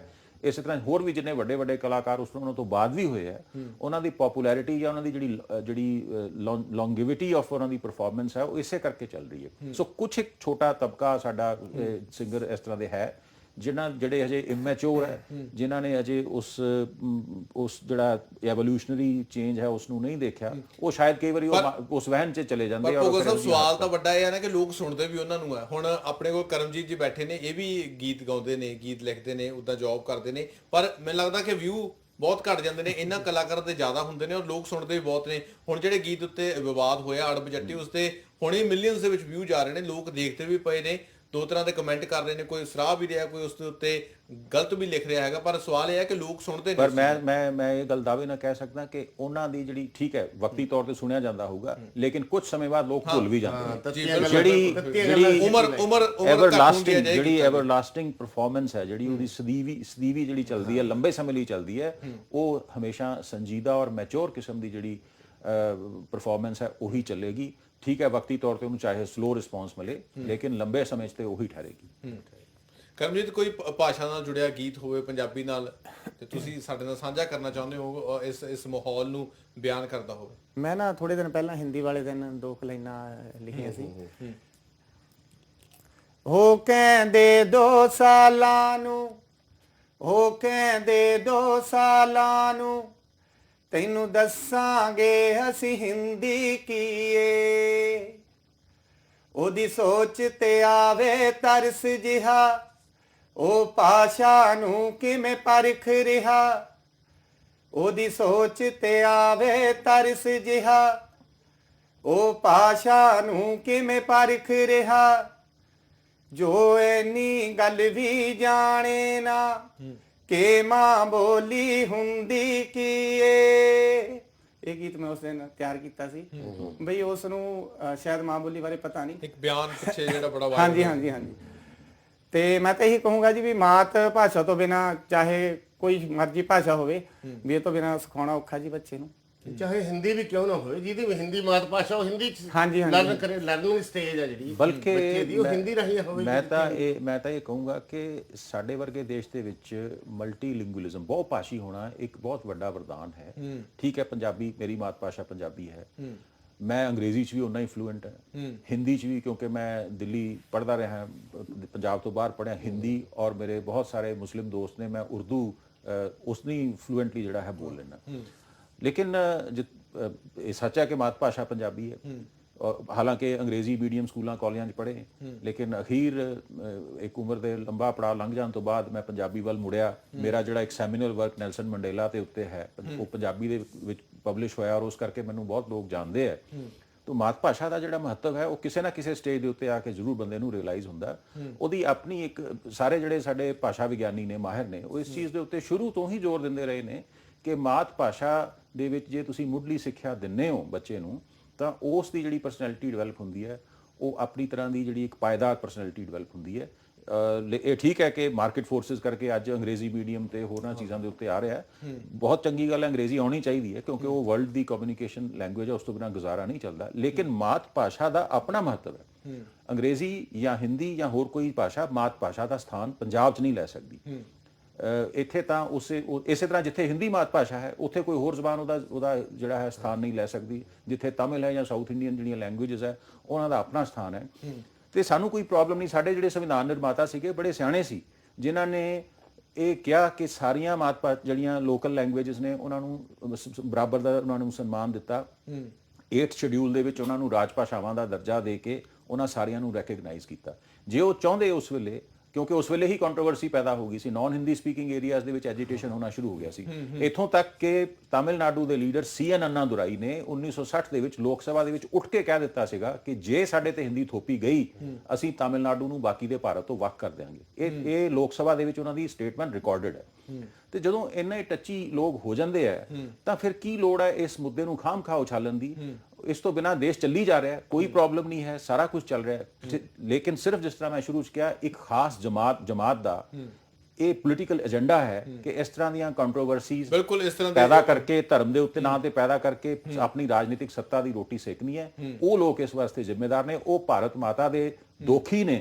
ਔਰ ਸਾਡੀ ਜਿਹੜੇ ਲੋਕ ਨੇ, ਸਾਡੇ ਜਿਹੜੇ ਸਰੋਤੇ ਨੇ, ਉਹਨਾਂ ਨੂੰ ਬੇਨਤੀ ਹੈ ਕਿ ਲੰਬੇ ਆਉਣ ਵਾਲੇ ਸਮੇਂ 'ਚ ਇਹਨਾਂ ਨੂੰ ਜਵਾਬ ਦਿੱਤਾ ਜਾਵੇ। ਲੋਕਾਂ ਨੂੰ ਚੇਤਨ ਹੋਣਾ ਪਏਗਾ। ਗੱਲ ਮੈਂ ਐਡ ਕਰਾਂ ਇੱਕ ਗੱਲ ਵੀ ਸਾਰੇ ਭਾਸ਼ਾ ਵਿਗਿਆਨੀ ਇਸ ਗੱਲ ਤੇ ਇੱਕਮਤ ਨੇ ਕਿ ਇੱਕ ਬੱਚਾ ਮਾਤ ਭਾਸ਼ਾ ਦੇ ਨਾਲ 5 ਲੈਂਗੁਏਜ ਹੋਰ ਸਿੱਖ ਸਕਦਾ। ਬਿਲਕੁਲ ਬਿਲਕੁਲ ਤੇ ਸਗੋਂ ਉਹ ਮਾਤ ਭਾਸ਼ਾ ਉਹਨੂੰ ਦੂਜੀਆਂ ਭਾਸ਼ਾਵਾਂ ਸਿੱਖਣ ਦੇ ਵਿੱਚ ਸਹਾਇਕ ਹੁੰਦੀ ਹੈ, ਮਦਦਗਾਰ ਸਾਬਤ ਹੁੰਦੀ ਹੈ। ਤੇ ਅਸੀਂ ਐਵੇਂ ਟੱਚੀ ਹੋਈ ਜਾਈਏ। ਬੇਸਿਕਲੀ ਮੁੱਦਾ ਬਹੁਤ ਵੱਡਾ ਬਣਾ ਦਿੱਤਾ ਗਿਆ ਇਹਨੂੰ, ਬੇਲੋੜੀ ਹਾਈਪ ਦਿੱਤੀ ਗਈ। ਬੇਲੋੜੀ ਹਾਈਪ। ਵੈਸੇ ਤਾਂ ਭਾਸ਼ਾਵਾਂ ਦਾ ਆਪਸ ਵਿੱਚ ਹੀ ਕੋਈ ਦੁਸ਼ਮਣੀ ਹੁੰਦੀ, ਕੋਈ ਦੁਸ਼ਮਣੀ ਨਹੀਂ। ਵੈਸੇ ਤਾਂ ਸਹੀ ਵੀ ਹੋਇਆ, ਲੋਕ ਮਾਈਗ੍ਰੇਟ ਹੋ ਕੇ ਦੂਜੀ ਭਾਸ਼ਾ ਸਿੱਖ ਲੈਂਦੇ ਜਾ ਕੇ। ਪੰਦੇਰ ਸਾਹਿਬ ਵੈਸੇ ਸਹੀ ਵੀ ਹੋਇਆ ਕਿਉਂਕਿ ਭਾਸ਼ਾ ਬਾਰੇ ਮੈਨੂੰ ਲੱਗਦਾ ਜਦੋਂ ਇਦਾਂ ਦੀ ਗੱਲ ਹੁੰਦੀ ਉਦੋਂ ਹੀ ਸਾਨੂੰ ਸਾਰਿਆਂ ਨੂੰ ਫਿਰ ਗੱਲ ਕਰਨ ਦਾ ਅਹਿਸਾਸ ਹੁੰਦਾ ਹੈ ਨਾ। ਸਾਡੇ ਆਮ ਲੋਕ ਜਿਵੇਂ ਹੁਣ ਜੁੜੇ ਨੇ, ਹੁਣ ਗੱਲ ਕਰ ਰਹੇ ਆ ਪੰਜਾਬੀ ਮਾਂ ਬੋਲੀ ਬਾਰੇ। ਮੈਂ ਦੇਖਿਆ 15-20 ਦਿਨਾਂ ਤੋਂ ਬਹੁਤ ਜ਼ਿਆਦਾ ਗੱਲ ਹੋਣ ਲੱਗੀ ਆ। ਅਸੀਂ ਸ਼ਾਇਦ ਭੁੱਲ ਵੀ ਜਾਂਦੇ ਆ, ਮੇਰਾ ਖਿਆਲ ਆ ਬਹੁਤ ਸਾਰੇ ਸਬਕ ਅਸੀਂ ਆਪਣੇ ਬੁਰੇ ਦਿਨਾਂ 'ਚ ਹੀ ਸਿੱਖਦੇ ਹਾਂ, ਇਹ 'ਚ ਕੋਈ ਦੋ ਰਾਏ ਨਹੀਂ। ਸ਼ਾਇਦ ਜਿਵੇਂ ਉਸ ਦਿਨ ਗੱਲ ਹੋਈ ਸੀ ਗਾਇਕਾਂ ਬਾਰੇ, ਸਾਡੇ ਟਰੱਕ ਚਲਾਉਣ ਵਾਲੇ ਲੋਕ ਦੂਜੇ ਸਟੇਟਾਂ 'ਚ ਜਾ ਕੇ ਦੂਜੀ ਭਾਸ਼ਾ ਸਿੱਖ ਲੈਂਦੇ ਜੀ। ਸਿੱਖਣੀ ਪੈਂਦੀ ਹੈ, ਸਮੇਂ ਦੀ ਲੋੜ ਹੈ, ਕਮਿਊਨੀਕੇਟ ਕਰਨਾ ਬਹੁਤ ਜ਼ਰੂਰੀ ਹੈ। ਬਿਲਕੁਲ। ਇਸ ਕਰਕੇ ਸਮੇਂ ਨੇ ਤਾਂ ਉਸ ਖਾਦ ਜਿਹੜੀ ਹੁੰਦੀ ਆ, ਪਰ ਮਾਤ ਭਾਸ਼ਾ ਤੋਂ ਬਿਨਾ ਬੱਚੇ ਦੀ ਇੱਕ ਕੈਪੈਸਿਟੀ 'ਚ ਨਹੀਂ ਹੁੰਦਾ ਕਿ ਉਹ ਕਿਸੇ ਹੋਰ ਫੋਰਨ ਭਾਸ਼ਾ, ਕਿਉਂਕਿ ਪਰਿਵਾਰ ਦੇ ਵਿੱਚ ਅਸੀਂ ਨਿੱਕੀਆਂ ਚੀਜ਼ਾਂ ਦੇ ਨਾਂ ਲੈਂਦੇ ਆ, ਉਸ ਭਾਸ਼ਾ 'ਚ ਲੈਂਦੇ ਆ ਜਿਹੜੀਆਂ ਸਾਡੀ ਮਾਤ ਭਾਸ਼ਾ ਹੋਏਗੀ।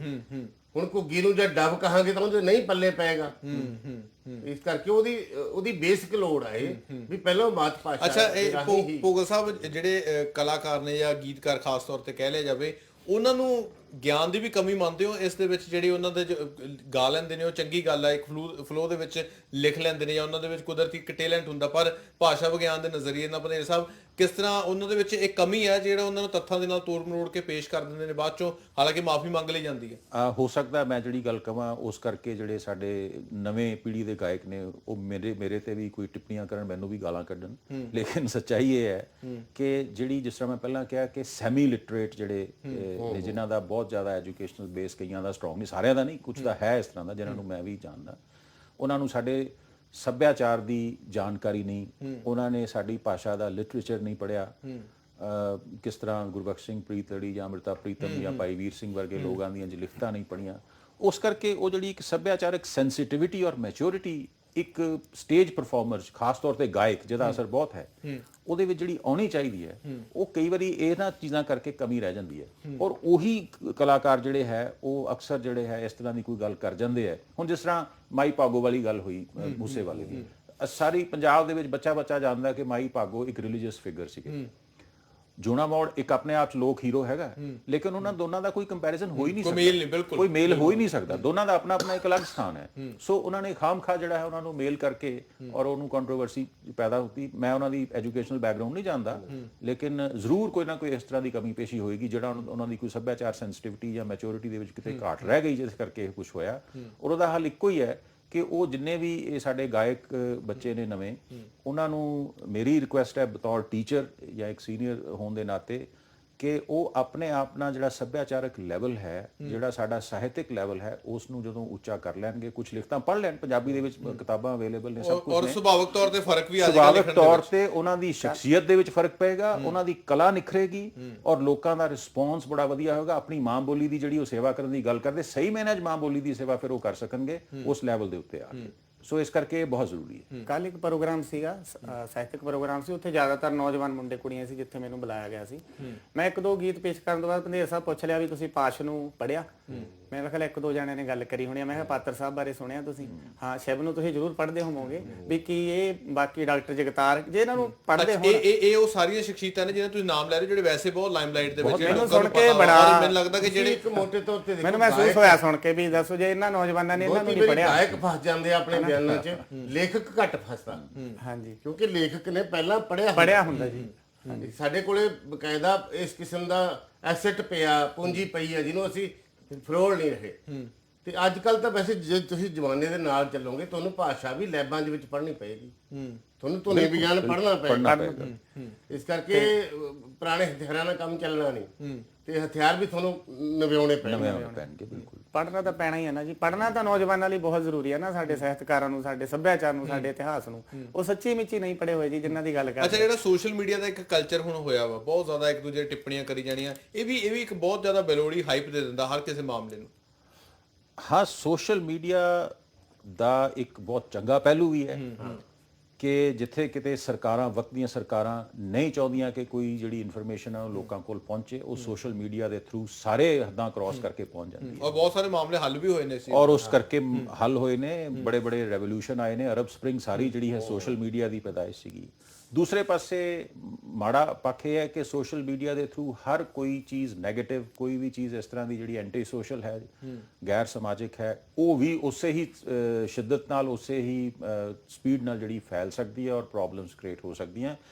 ਇਹ ਇੱਕ ਬਹੁਤ ਵਧੀਆ ਡਾਈਮੈਂਸ਼ਨ ਹੈ, ਨੋ ਡਾਊਟ। ਕੋਈ ਵੀ ਹਥਿਆਰ ਹੈ, ਉਹ ਹਥਿਆਰ ਦਾ ਕੋਈ ਕਸੂਰ ਨਹੀਂ, ਉਹਨੂੰ ਤੁਸੀਂ ਕਿੱਦਾਂ ਯੂਜ਼ ਕਰਦੇ ਹੋ ਉਸ ਬਹੁਤ ਮੈਟਰ ਕਰਦਾ। ਸੋ ਸਾਡੀ ਜਿਹੜੀ ਸਮਾਜਿਕ ਮੈਚਿਓਰਿਟੀ ਹੈ ਉਹ ਹੀ ਅਲਟੀਮੇਟਲੀ ਮੈਟਰ ਕਰੇਗੀ ਕਿ ਸੋਸ਼ਲ ਮੀਡੀਆ ਚੰਗਾ ਪੱਖ ਉਹਦਾ ਅਸਰ ਦੇਗਾ ਜਾਂ ਮਾੜਾ ਅਸਰ ਦੇਗਾ।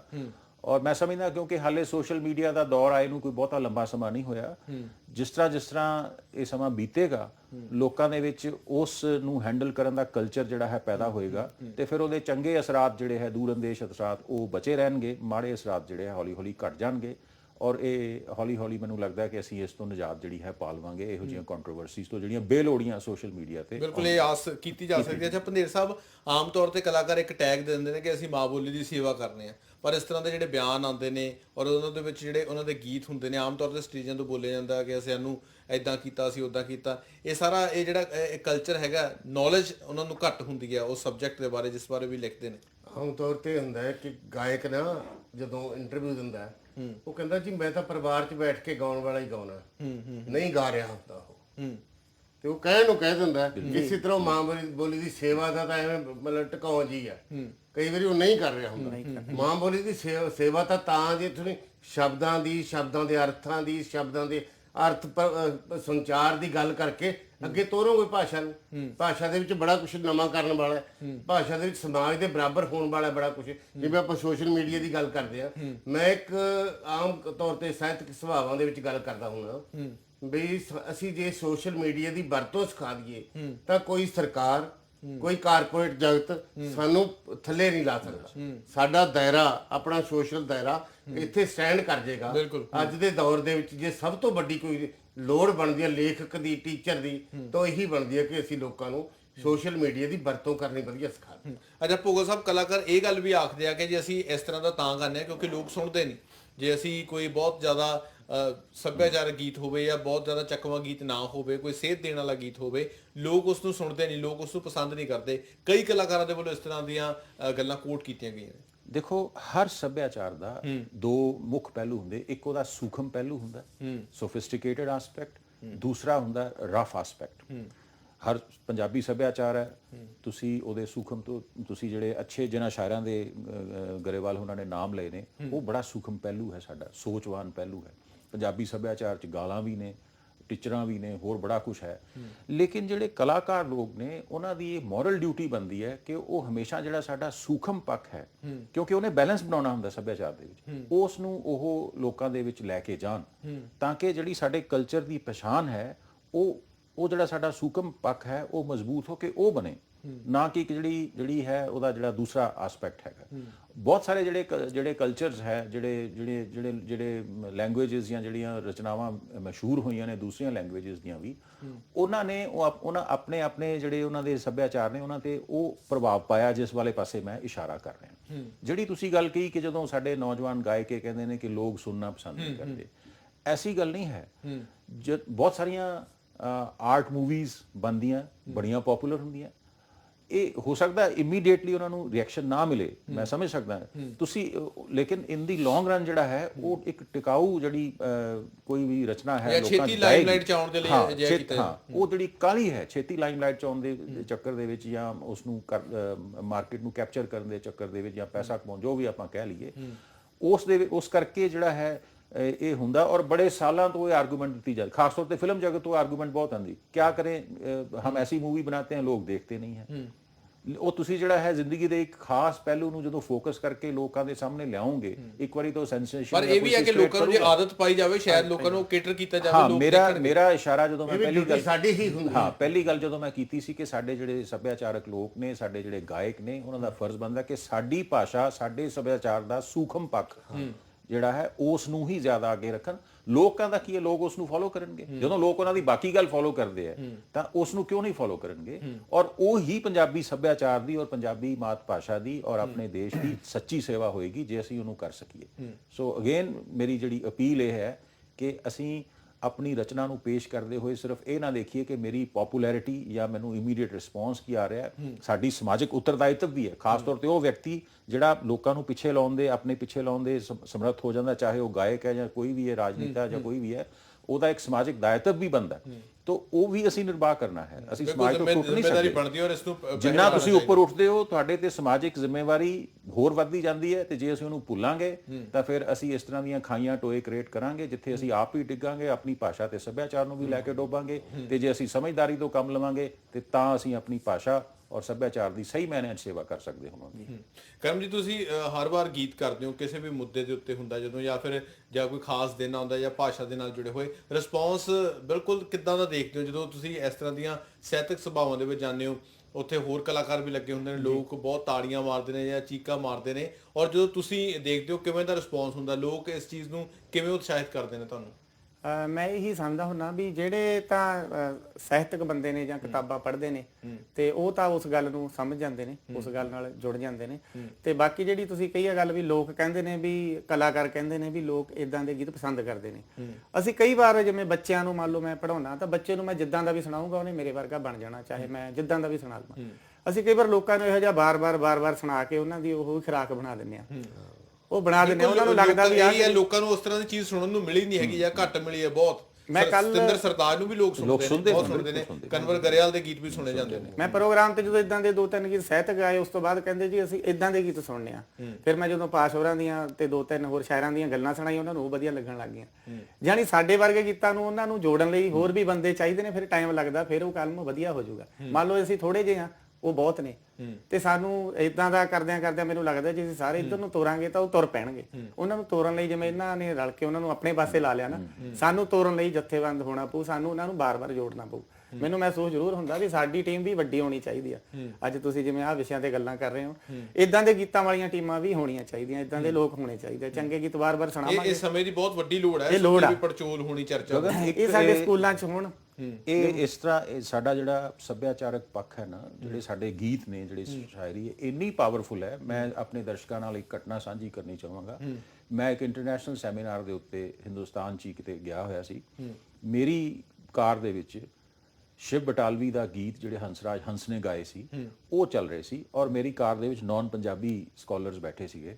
ਇੰਨਾ ਪਾਵਰਫੁਲ ਉਹਦੀ ਅਪੀਲ ਸੀ ਕਿ ਉਹਨਾਂ ਨੇ ਮੈਨੂੰ ਪੁੱਛਿਆ ਕਿ ਇਹ ਸਾਨੂੰ ਜਰਾ ਟਰਾਂਸਲੇਟ ਕਰਕੇ ਦੱਸੋ ਅੰਗਰੇਜ਼ੀ 'ਚ ਕਿ ਕਹਿ ਕੀ ਰਿਹਾ ਹੈ, ਕੁਝ ਬਹੁਤ ਜ਼ਬਰਦਸਤ ਗੱਲ ਕਹਿ ਰਿਹਾ। ਔਰ ਮੈਂ ਉਹ ਜਿਹੜੀ ਹੈ ਇੱਕ ਕੁੜੀ ਜਿਹਦਾ ਨਾਮ ਮੁਹੱਬਤ, ਮੈਨੂੰ ਅੱਜ ਵੀ ਯਾਦ ਆ, ਉਹ ਗੀਤ ਚੱਲ ਰਿਹਾ ਸੀ। ਮੈਂ ਕਾਰ ਰੋਕ ਕੇ ਉਹਨਾਂ ਨੂੰ ਦੱਸਿਆ ਕਿ ਇਹਦੇ ਵਿੱਚ ਉਹ ਕੀ ਕਹਿਣਾ ਚਾਹ ਰਿਹਾ, ਔਰ ਉਹਨਾਂ ਨੇ ਫਿਰ ਉਸ ਤੋਂ ਬਾਅਦ 2 ਵਾਰੀ ਸੁਣਿਆ ਉਹਨੂੰ। ਫਿਰ ਇੱਕ ਦਿਨ ਹੋਰ ਉਹਨਾਂ ਨੇ ਮੈਨੂੰ ਕਿਹਾ ਕਿ please put that song on, we want to listen to that.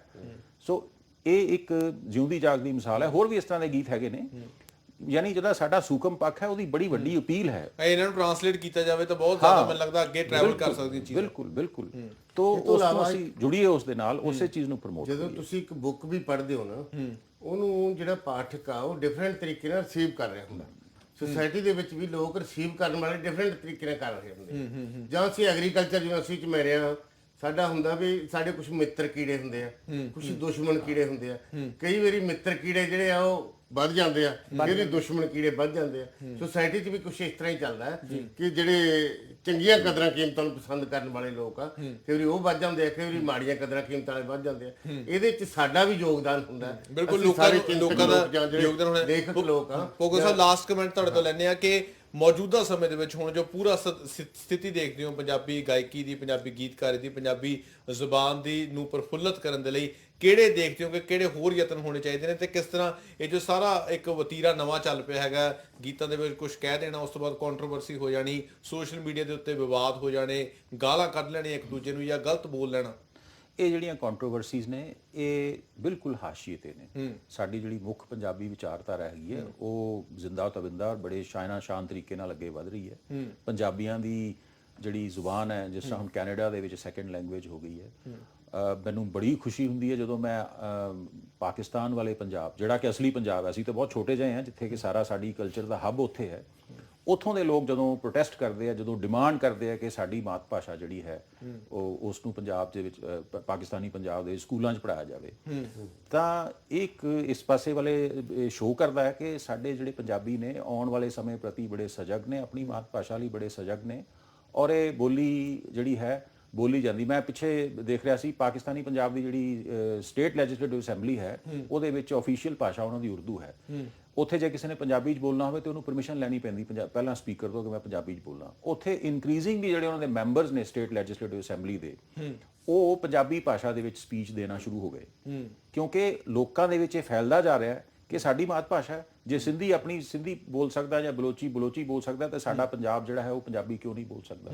ਸੋ ਉੱਥੇ ਹੋ ਰਿਹਾ ਸਾਡੇ ਆਪਣੇ ਜਿਹੜੇ ਹਿੰਦੁਸਤਾਨੀ ਬੇਸਡ ਨੇ, ਜਿਹੜੇ ਨਾਨ ਪਾਕਿਸਤਾਨੀ ਪੰਜਾਬੀ ਨੇ, ਉਹ ਵੀ ਪੰਜਾਬੀ ਭਾਸ਼ਾ ਵਾਲੇ ਪਾਸੇ ਇਸ ਤਰ੍ਹਾਂ ਹੀ ਜਿਹੜਾ ਹੈ ਅਟਰੈਕਟ ਹੋ ਰਹੇ ਨੇ। ਉਹ ਖਾਸ ਤੌਰ ਤੇ ਪੰਜਾਬ ਦੇ ਵਿੱਚ, ਕੈਨੇਡਾ ਤੋਂ ਤਾਂ ਸਾਰੀ ਆਪਾਂ ਜਾਣਦੇ ਹਾਂ ਕਿ ਉਹਨਾਂ ਦੀ ਕਿੰਨੀ ਜ਼ਿਆਦਾ ਉੱਥੇ ਸਾਈਨ ਬੋਰਡ ਲੱਗ ਕੇ ਕੈਨੇਡਾ ਦੇ ਵਿੱਚ ਸਾਈਨ ਬੋਰਡ ਲੱਗੇ ਹੋਏ ਨੇ, ਔਰ ਇਹ ਸਾਰਾ ਕੁਝ। ਸੋ ਬੜੀ ਅੱਛੀ ਡਿਵੈਲਪਮੈਂਟ ਹੋ ਰਹੀ ਹੈ। ਇਹ ਜਿਹੜੀਆਂ ਕੰਟਰੋਵਰਸੀਜ਼ ਨੇ ਇਹ ਬਹੁਤ ਹਾਸ਼ੀਏ ਤੇ ਨੇ, ਇਹਨਾਂ ਨੂੰ ਆਪਾਂ ਬਹੁਤ ਜ਼ਿਆਦਾ ਡਿਸਕਸ ਨਾ ਕਰੀਏ ਤਾਂ ਕਿ ਇਹਨਾਂ ਨੂੰ ਬੇਲੋੜੀ ਜਿਹੜੀ ਹੈ ਪਬਲਿਸਿਟੀ ਨਾ ਮਿਲ ਸਕੇ। ਤੋ ਬੜੀ ਅੱਛੀ ਡਾਇਰੈਕਸ਼ਨ ਜਾ ਰਹੀ ਹੈ। ਮੈਂ ਹੋਪਫੁਲ ਹਾਂ ਆਉਣ ਵਾਲੇ ਟਾਈਮ ਦੇ ਵਿੱਚ ਕਿ ਸਾਡਾ ਸੱਭਿਆਚਾਰ, ਸਾਡੀ ਭਾਸ਼ਾ ਚੰਗੇ ਹੱਥਾਂ ਦੇ ਵਿੱਚ ਔਰ ਚੰਗੇ ਪਾਸੇ ਜਾਏਗੀ। ਸੋ ਇਹ ਸੀ ਅੱਜ ਦਾ ਸਾਡਾ ਪੱਖ ਦਾ ਮੁੱਦਾ ਗਰਮ ਹੈ, ਜਿਸ ਦੇ ਉੱਤੇ ਗੱਲਬਾਤ ਕੀਤੀ ਹੈ। ਸੋ ਬਿਲਕੁਲ ਕਲਾਕਾਰਾਂ, ਗੀਤਕਾਰਾਂ ਤੇ ਗਾਇਕਾਂ ਨੂੰ ਸਵੈ ਮੰਥਨ ਕਰਨਾ ਪਵੇਗਾ ਜਦੋਂ ਕੋਈ ਵੀ ਗੀਤ ਮਾਰਕੀਟ ਦੇ ਵਿੱਚ ਪੇਸ਼ ਕਰਦੇ ਨੇ ਕਿ ਕੀ ਇਸ ਦਾ ਇੰਪੈਕਟ ਪੈ ਸਕਦਾ, ਕਿਉਂਕਿ ਲੋਕ ਵੱਡੇ ਪੱਧਰ ਤੇ ਜਿਹੜੇ ਗਾਇਕ ਹੁੰਦੇ ਨੇ ਉਹਨਾਂ ਨੂੰ ਫੋਲੋ ਕਰਦੇ ਨੇ ਅਤੇ ਉਹਨਾਂ ਦੀਆਂ ਕਈਆਂ ਗੱਲਾਂ ਤੇ ਉੱਤੇ ਗੌਰ ਕਰਦੇ ਨੇ। ਸੋ ਸਾਰੇ ਮਹਿਮਾਨਾਂ ਦਾ ਧੰਨਵਾਦ। ਆਸ ਕਰਦੇ ਹਾਂ ਤੁਹਾਨੂੰ ਸਾਡੀ ਇਹ ਪੇਸ਼ਕਸ਼ ਪਸੰਦ ਆਈ ਹੋਵੇਗੀ। ਧੰਨਵਾਦ।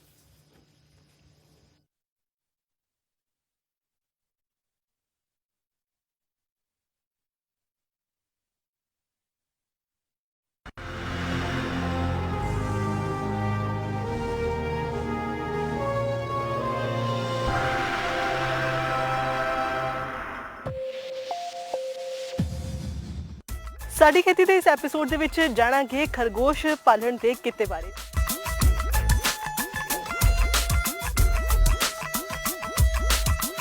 ਸੋ ਇਸ ਲਈ ਲੈ ਚੱਲਦੇ ਤੁਹਾਨੂੰ ਫਰੀਦਕੋਟ ਜ਼ਿਲ੍ਹੇ ਦੇ ਪਿੰਡ ਢਿਲਵਾਂ ਖੁਰਦ ਦੇ ਵਿੱਚ।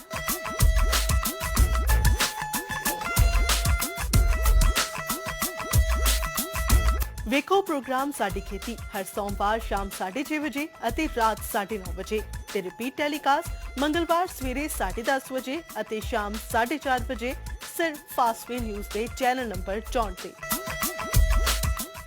ਸੁਪਨੇ ਹਰ ਕੋਈ ਦੇਖਦਾ ਹੈ ਅਤੇ ਉਹਨਾਂ ਸੁਪਨਿਆਂ ਨੂੰ ਪੂਰਾ ਕਰਨ ਦੇ ਲਈ ਲੋੜ ਹੁੰਦੀ ਹੈ ਆਪਣਿਆਂ ਦੇ ਸਾਥ ਦੀ। ਜੀ ਹਾਂ, ਅਸੀਂ ਦਵਾਂਗੇ ਤੁਹਾਡਾ ਸਾਥ ਤੁਹਾਡੇ ਸੁਪਨੇ ਪੂਰੇ ਕਰਨ ਦੇ ਲਈ।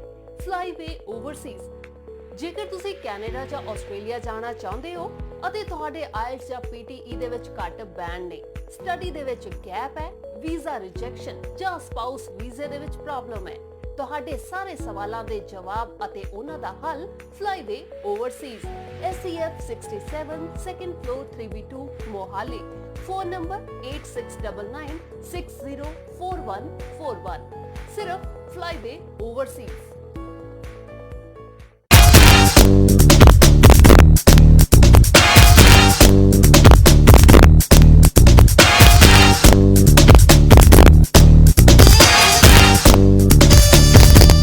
तेरे आने की जब खबर महके, तेरी खुशबू से सारा घर महके।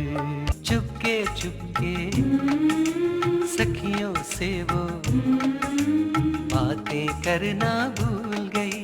तेरी याद जब आती है मेरी आँख भर जाती है।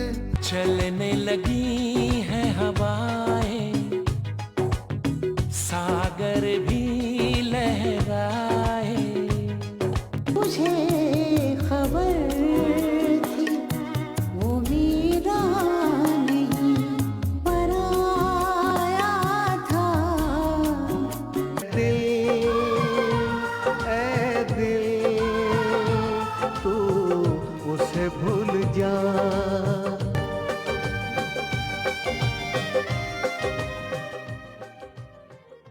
वो केड़ी गल्लों दूर हो गया, आहा मजबूर हो गया, चूरो चूर हो गया। सब पिछलियां गल्लां तेनू याद करा के, हथ हथ विच लेके, अख अख विच पाके, एक गल पुछनी है। शराब लगना है जिन्ने जुल्म करे सजना, तैनू पाप लगना है, तैनू पाप लगना। ऐना दूर भी ना होवी किते कल्ला रह जावां, बस ऐना नेड़े रख ले के जिंदा रह जावां।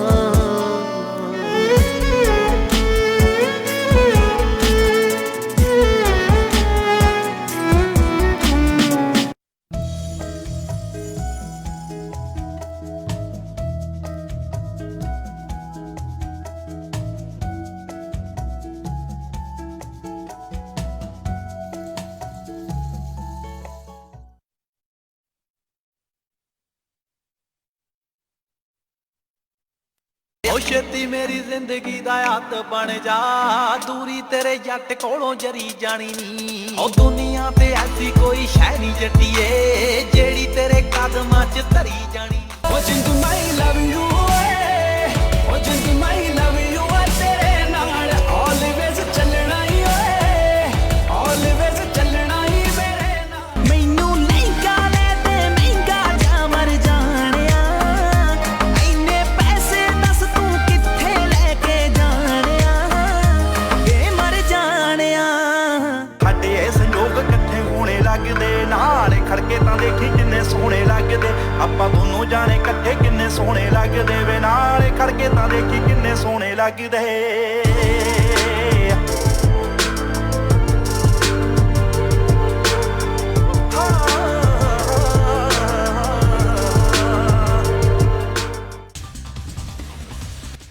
ਪੰਜਾਬੀ ਵਿਰਸੇ ਦੇ ਸਿਰਮੌਰ ਗਾਇਕ ਮੰਨੇ ਜਾਂਦੇ ਗੁਰਦਾਸ ਮਾਨ ਵਿਵਾਦਾਂ ਦੇ ਵਿੱਚ ਘਿਰ ਗਏ ਨੇ। ਦਰਅਸਲ ਕੈਨੇਡਾ ਵਿੱਚ ਹੋ ਰਹੇ ਇੱਕ ਲਾਈਵ ਸ਼ੋਅ ਦੇ ਦੌਰਾਨ ਗਾਇਕ ਵੱਲੋਂ ਪੰਜਾਬੀਆਂ ਦੇ ਲਈ ਬੇਹੱਦ ਮਾੜੀ ਸ਼ਬਦਾਵਲੀ ਦੀ ਵਰਤੋਂ ਕੀਤੀ ਗਈ।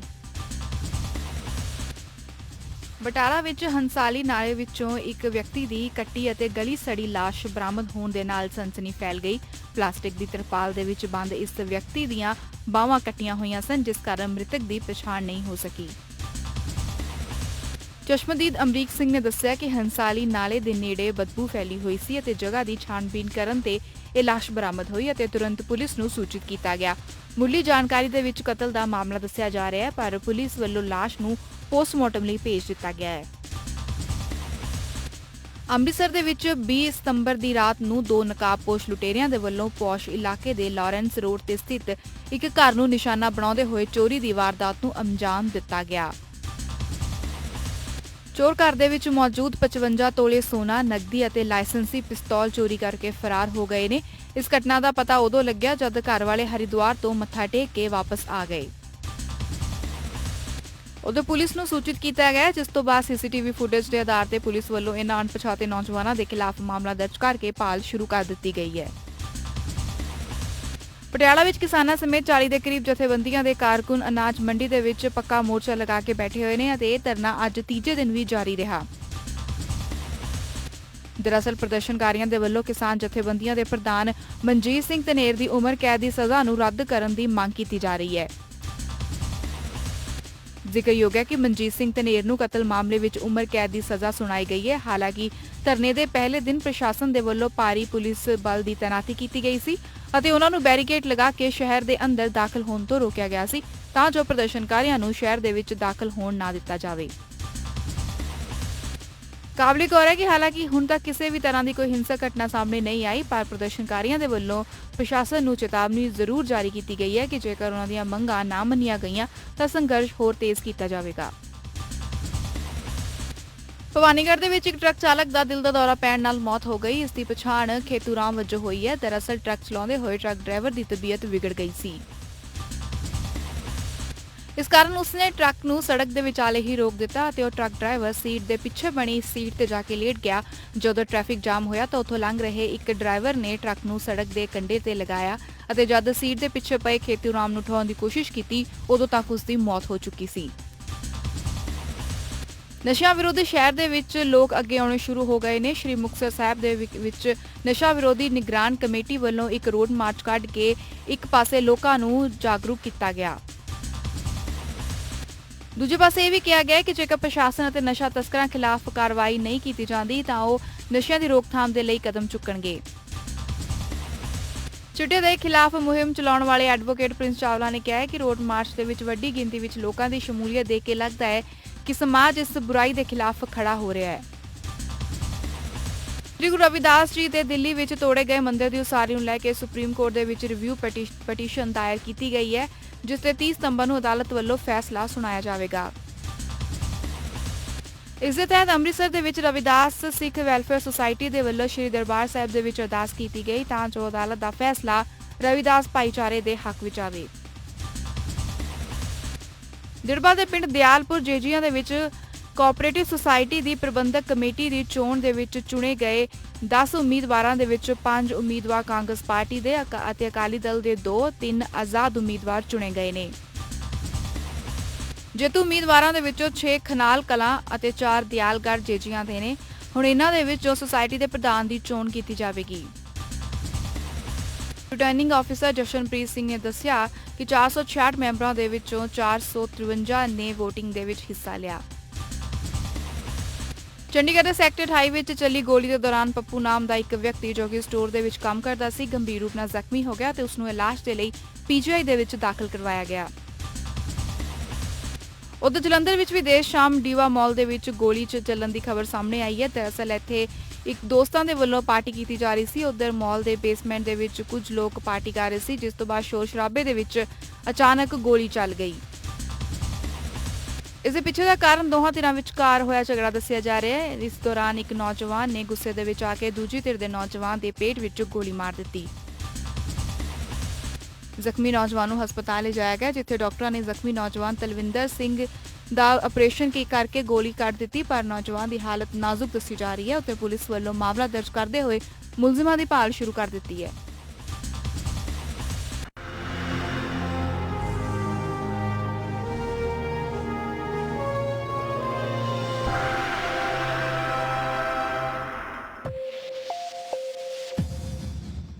ਸਾਡੀ ਖੇਤੀ ਦੇ ਇਸ ਐਪੀਸੋਡ ਦੇ ਵਿੱਚ ਜਾਣਾਂਗੇ ਖਰਗੋਸ਼ ਪਾਲਣ ਦੇ ਕਿੱਤੇ ਬਾਰੇ।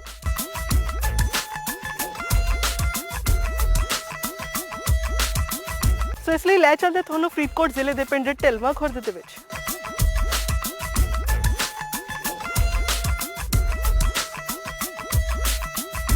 ਵੇਖੋ ਪ੍ਰੋਗਰਾਮ ਸਾਡੀ ਖੇਤੀ ਹਰ ਸੋਮਵਾਰ ਸ਼ਾਮ 6:30 ਵਜੇ ਅਤੇ ਰਾਤ 9:30 ਵਜੇ ਤੇ ਰਿਪੀਟ ਟੈਲੀਕਾਸਟ ਮੰਗਲਵਾਰ ਸਵੇਰੇ 10:30 ਵਜੇ ਅਤੇ ਸ਼ਾਮ 4:30 ਵਜੇ ਸਿਰਫ ਫਾਸਟਵੇ ਨਿਊਜ਼ ਦੇ ਚੈਨਲ ਨੰਬਰ 64 ਤੇ।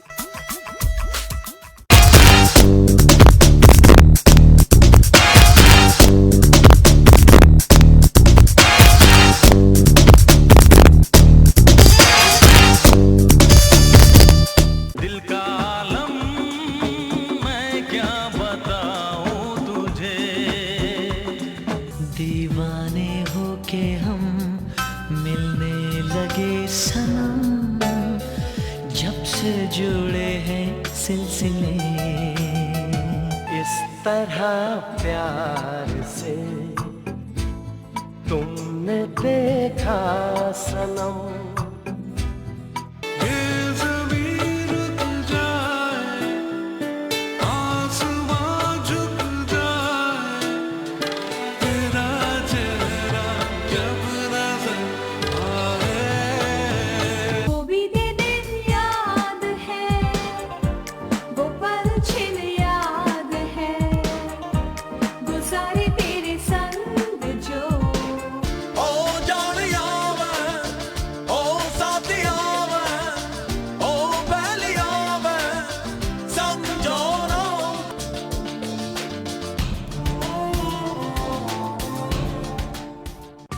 डन सर, हुण सारे काम होण सुपर स्पीड नाल। मैं भी खुश ते मेरा बॉस भी खुश। Thank you net plus.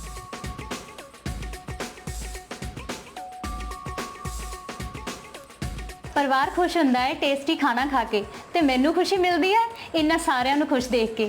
Thank you net plus.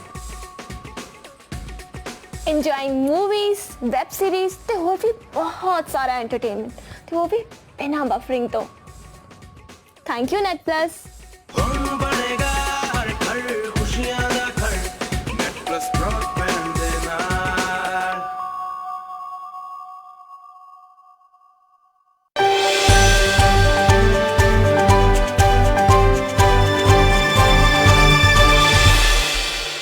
तो जैसे कि हम घुटनों के दर्द के बारे में बात कर रहे हैं, तो कई लोगों के साथ इशू ऐसा होता है कि उनको सर्दी के मौसम में घुटनों में तकलीफ बढ़ जाती है या फिर सर्दी के मौसम में ही होनी शुरू होती है। तो क्या ये MHE ऑइंटमेंट जो आपका है ये उस सिचुएशन में भी काम करेगा? जी बिल्कुल। देखिए ऐसा है कि सर्दियों में बहुत से लोगों को जोड़ों के दर्द बहुत ज्यादा परेशान करना शुरू कर देते हैं। इवन नॉर्मल लोगों को भी परेशानी इसलिए बन जाती है क्योंकि सर्दियों में एयर प्रेशर डिक्रीज हो जाता है। इस कारण से अगर सर्दियों में आपको बहुत ज्यादा तकलीफ आ रही है, इवन गर्मियों में भी आ रही है, तो MHE ऑइंटमेंट का साथ में इस्तेमाल करें। उसका कारण है, आप देखेंगे अगर सर्दियों में बात करें तो घुटने के ऊपर अगर आप हाथ रखेंगे आपको ऐसे लगेगा थोड़ा घुटना ठंडा ठंडा हो रखा है। जी। जहां ब्लड सर्कुलेशन नहीं होगा वहां जॉइंट पेन रहेगा ही रहेगा। ब्लड सर्कुलेशन को अगर आपको इंप्रूव करना है तो आपको MHE ऑइंटमेंट का इस्तेमाल करना है ताकि वो अंदर तक जाए, जड़ तक जाए। जड़ तक जाएगी तो दर्द और रोग ठीक हो जाएगा। अगर वो कोई चीज जड़ तक नहीं जाती है, आप पेन किलर खा लेते हैं, वो टेम्परेली 2-3 घंटे 4 घंटे तक कुछ आराम देगा, उसके बाद फिर से वैसा ही शुरू हो जाएगा। अगर आप कोई सफेद क्रीम है, कोई डाइक्लोजेल का इस्तेमाल करते हैं, उसके साथ भी ऐसा ही होता है। इसलिए हीट आना बहुत जरूरी है। हीट के लिए सर्दियों में MHE ऑइंटमेंट का इस्तेमाल करिए, गर्मियों में भी कर सकते हैं। जी बिल्कुल। अगर आप कोई भी क्वेरी के साथ आना चाहते हैं या पूछना चाहते हैं कोई भी सवाल, तो आप नीचे दिए गए नंबर पे या फिर ईमेल आईडी पे कर सकते हैं कांटेक्ट। सुमेर जी, बहुत अच्छा लगा आपसे बात करके और बहुत बहुत शुक्रिया आपका हमारे स्टूडियो में आने के लिए और हमारे दर्शकों को इतनी इंपॉर्टेंट इंफॉर्मेशन देने के लिए और डिटेल्स बताने के लिए बहुत बहुत शुक्रिया। थैंक यू जी, नमस्कार।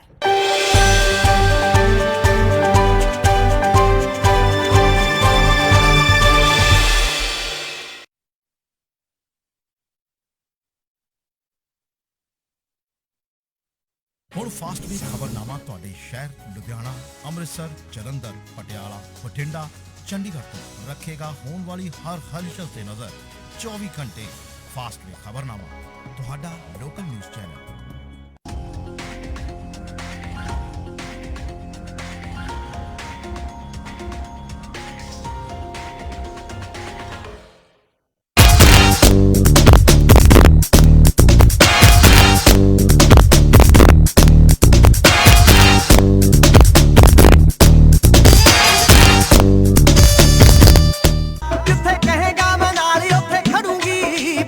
करी ना बगानी किसे तोड़ता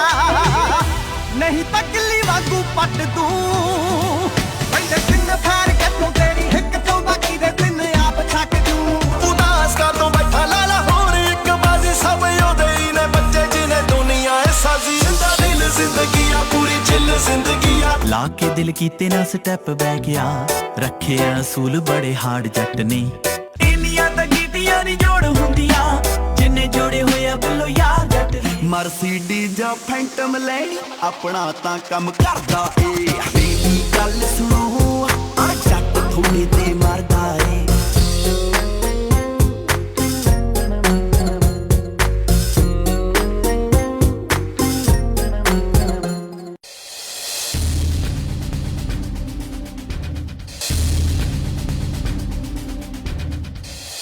ਪ੍ਰੋਗਰਾਮ ਭਗਤ ਦਾ ਮਸਲਾ ਦੇਖ ਰਹੇ ਸਾਰੇ ਦਰਸ਼ਕਾਂ ਦਾ ਸਵਾਗਤ ਹੈ। ਮੈਂ ਹਾਂ ਜਸਮੀਤ ਕੌਰ ਤੇ ਅਸੀਂ ਹਰ ਰੋਜ਼ ਦੀ ਤਰ੍ਹਾਂ ਇੱਕ ਸਮਾਜਿਕ ਮੁੱਦੇ ਦੇ ਉੱਤੇ ਗੱਲਬਾਤ ਕਰਾਂਗੇ ਤੇ ਅੱਜ ਦੇ ਭਗਤ ਦਾ ਮਸਲਾ ਪ੍ਰੋਗਰਾਮ ਦੇ ਵਿੱਚ ਗੱਲ ਕਰਾਂਗੇ ਧੀਆਂ ਦੀ। ਜੀ ਹਾਂ, ਅੱਜ ਡਾਟਰਸ ਡੇ ਹੈ, ਯਾਨੀ ਕਿ ਅੱਜ ਧੀਆਂ ਦਾ ਦਿਨ ਹੈ ਤੇ ਧੀਆਂ ਦਾ ਇੱਕ ਖਾਸ ਮਹੱਤਵ ਹੈ। ਜੇ ਇਸ ਇੱਕ ਨੂੰ ਪਰਿਵਾਰ ਦੀ ਜੋ ਰੀੜ੍ਹ ਦੀ ਹੱਡੀ ਮੰਨੀਆਂ ਜਾਂਦੀਆਂ ਨੇ ਧੀਆਂ ਨੇ ਤੇ ਇਹਨਾਂ ਦੇ ਲਈ ਬਹੁਤ ਖਾਸ ਦਿਨ ਹੈ ਤੇ ਅੱਜ ਤੇ ਕਿਸ ਤਰ੍ਹਾਂ ਦੇ ਨਾਲ ਤੁਸੀਂ ਮਨਾ ਰਹੇ ਹੋ ਇਹ ਸਾਨੂੰ ਜ਼ਰੂਰ ਦੱਸੋ ਤੇ ਤੁਸੀਂ ਸਾਨੂੰ ਕਾਲ ਕਰ ਸਕਦੇ ਹੋ ਤੇ ਜੋ ਆਪਣੇ ਵਿਚਾਰ ਨੇ ਉਹ ਸਾਡੇ ਨਾਲ ਸਾਂਝੇ ਕਰ ਸਕਦੇ ਹੋ। ਸੋ ਧੀਆਂ ਦੀ ਗੱਲ ਕਰੀਏ ਤਾਂ ਸ਼੍ਰੀ ਗੁਰੂ ਨਾਨਕ ਦੇਵ ਜੀ ਨੇ ਬਾਣੀ ਦੇ ਵਿੱਚ ਧੀਆਂ ਦੇ ਬਾਬਤ ਜੋ ਕੁੜੀਆਂ ਦੇ ਬਾਬਤ ਜੋ ਤੁਕਾਂ ਲਿਖੀਆਂ ਨੇ ਉਹ ਆਪਾਂ ਸਭ ਨੇ ਸੁਣਿਆ ਹੈ। ਸੋ ਕਿਉਂ ਮੰਦਾ ਆਖੀਏ ਜਿੱਥੇ ਜੰਮੇ ਰਾਜਾਨ। ਸੋ ਬਹੁਤ ਵੱਡਾ ਜੋ ਉਹਨਾਂ ਦੇ ਵੱਲੋਂ ਅਹੁਦਾ ਜਿਹੜਾ ਉਹ ਲੜਕੀਆਂ ਨੂੰ ਦਿੱਤਾ ਗਿਆ ਤੇ ਉਸੇ ਨੂੰ ਲੈ ਕੇ ਅੱਜ ਗੱਲਬਾਤ ਕਰਾਂਗੇ ਧੀਆਂ ਦੇ ਦਿਨ ਦੀ।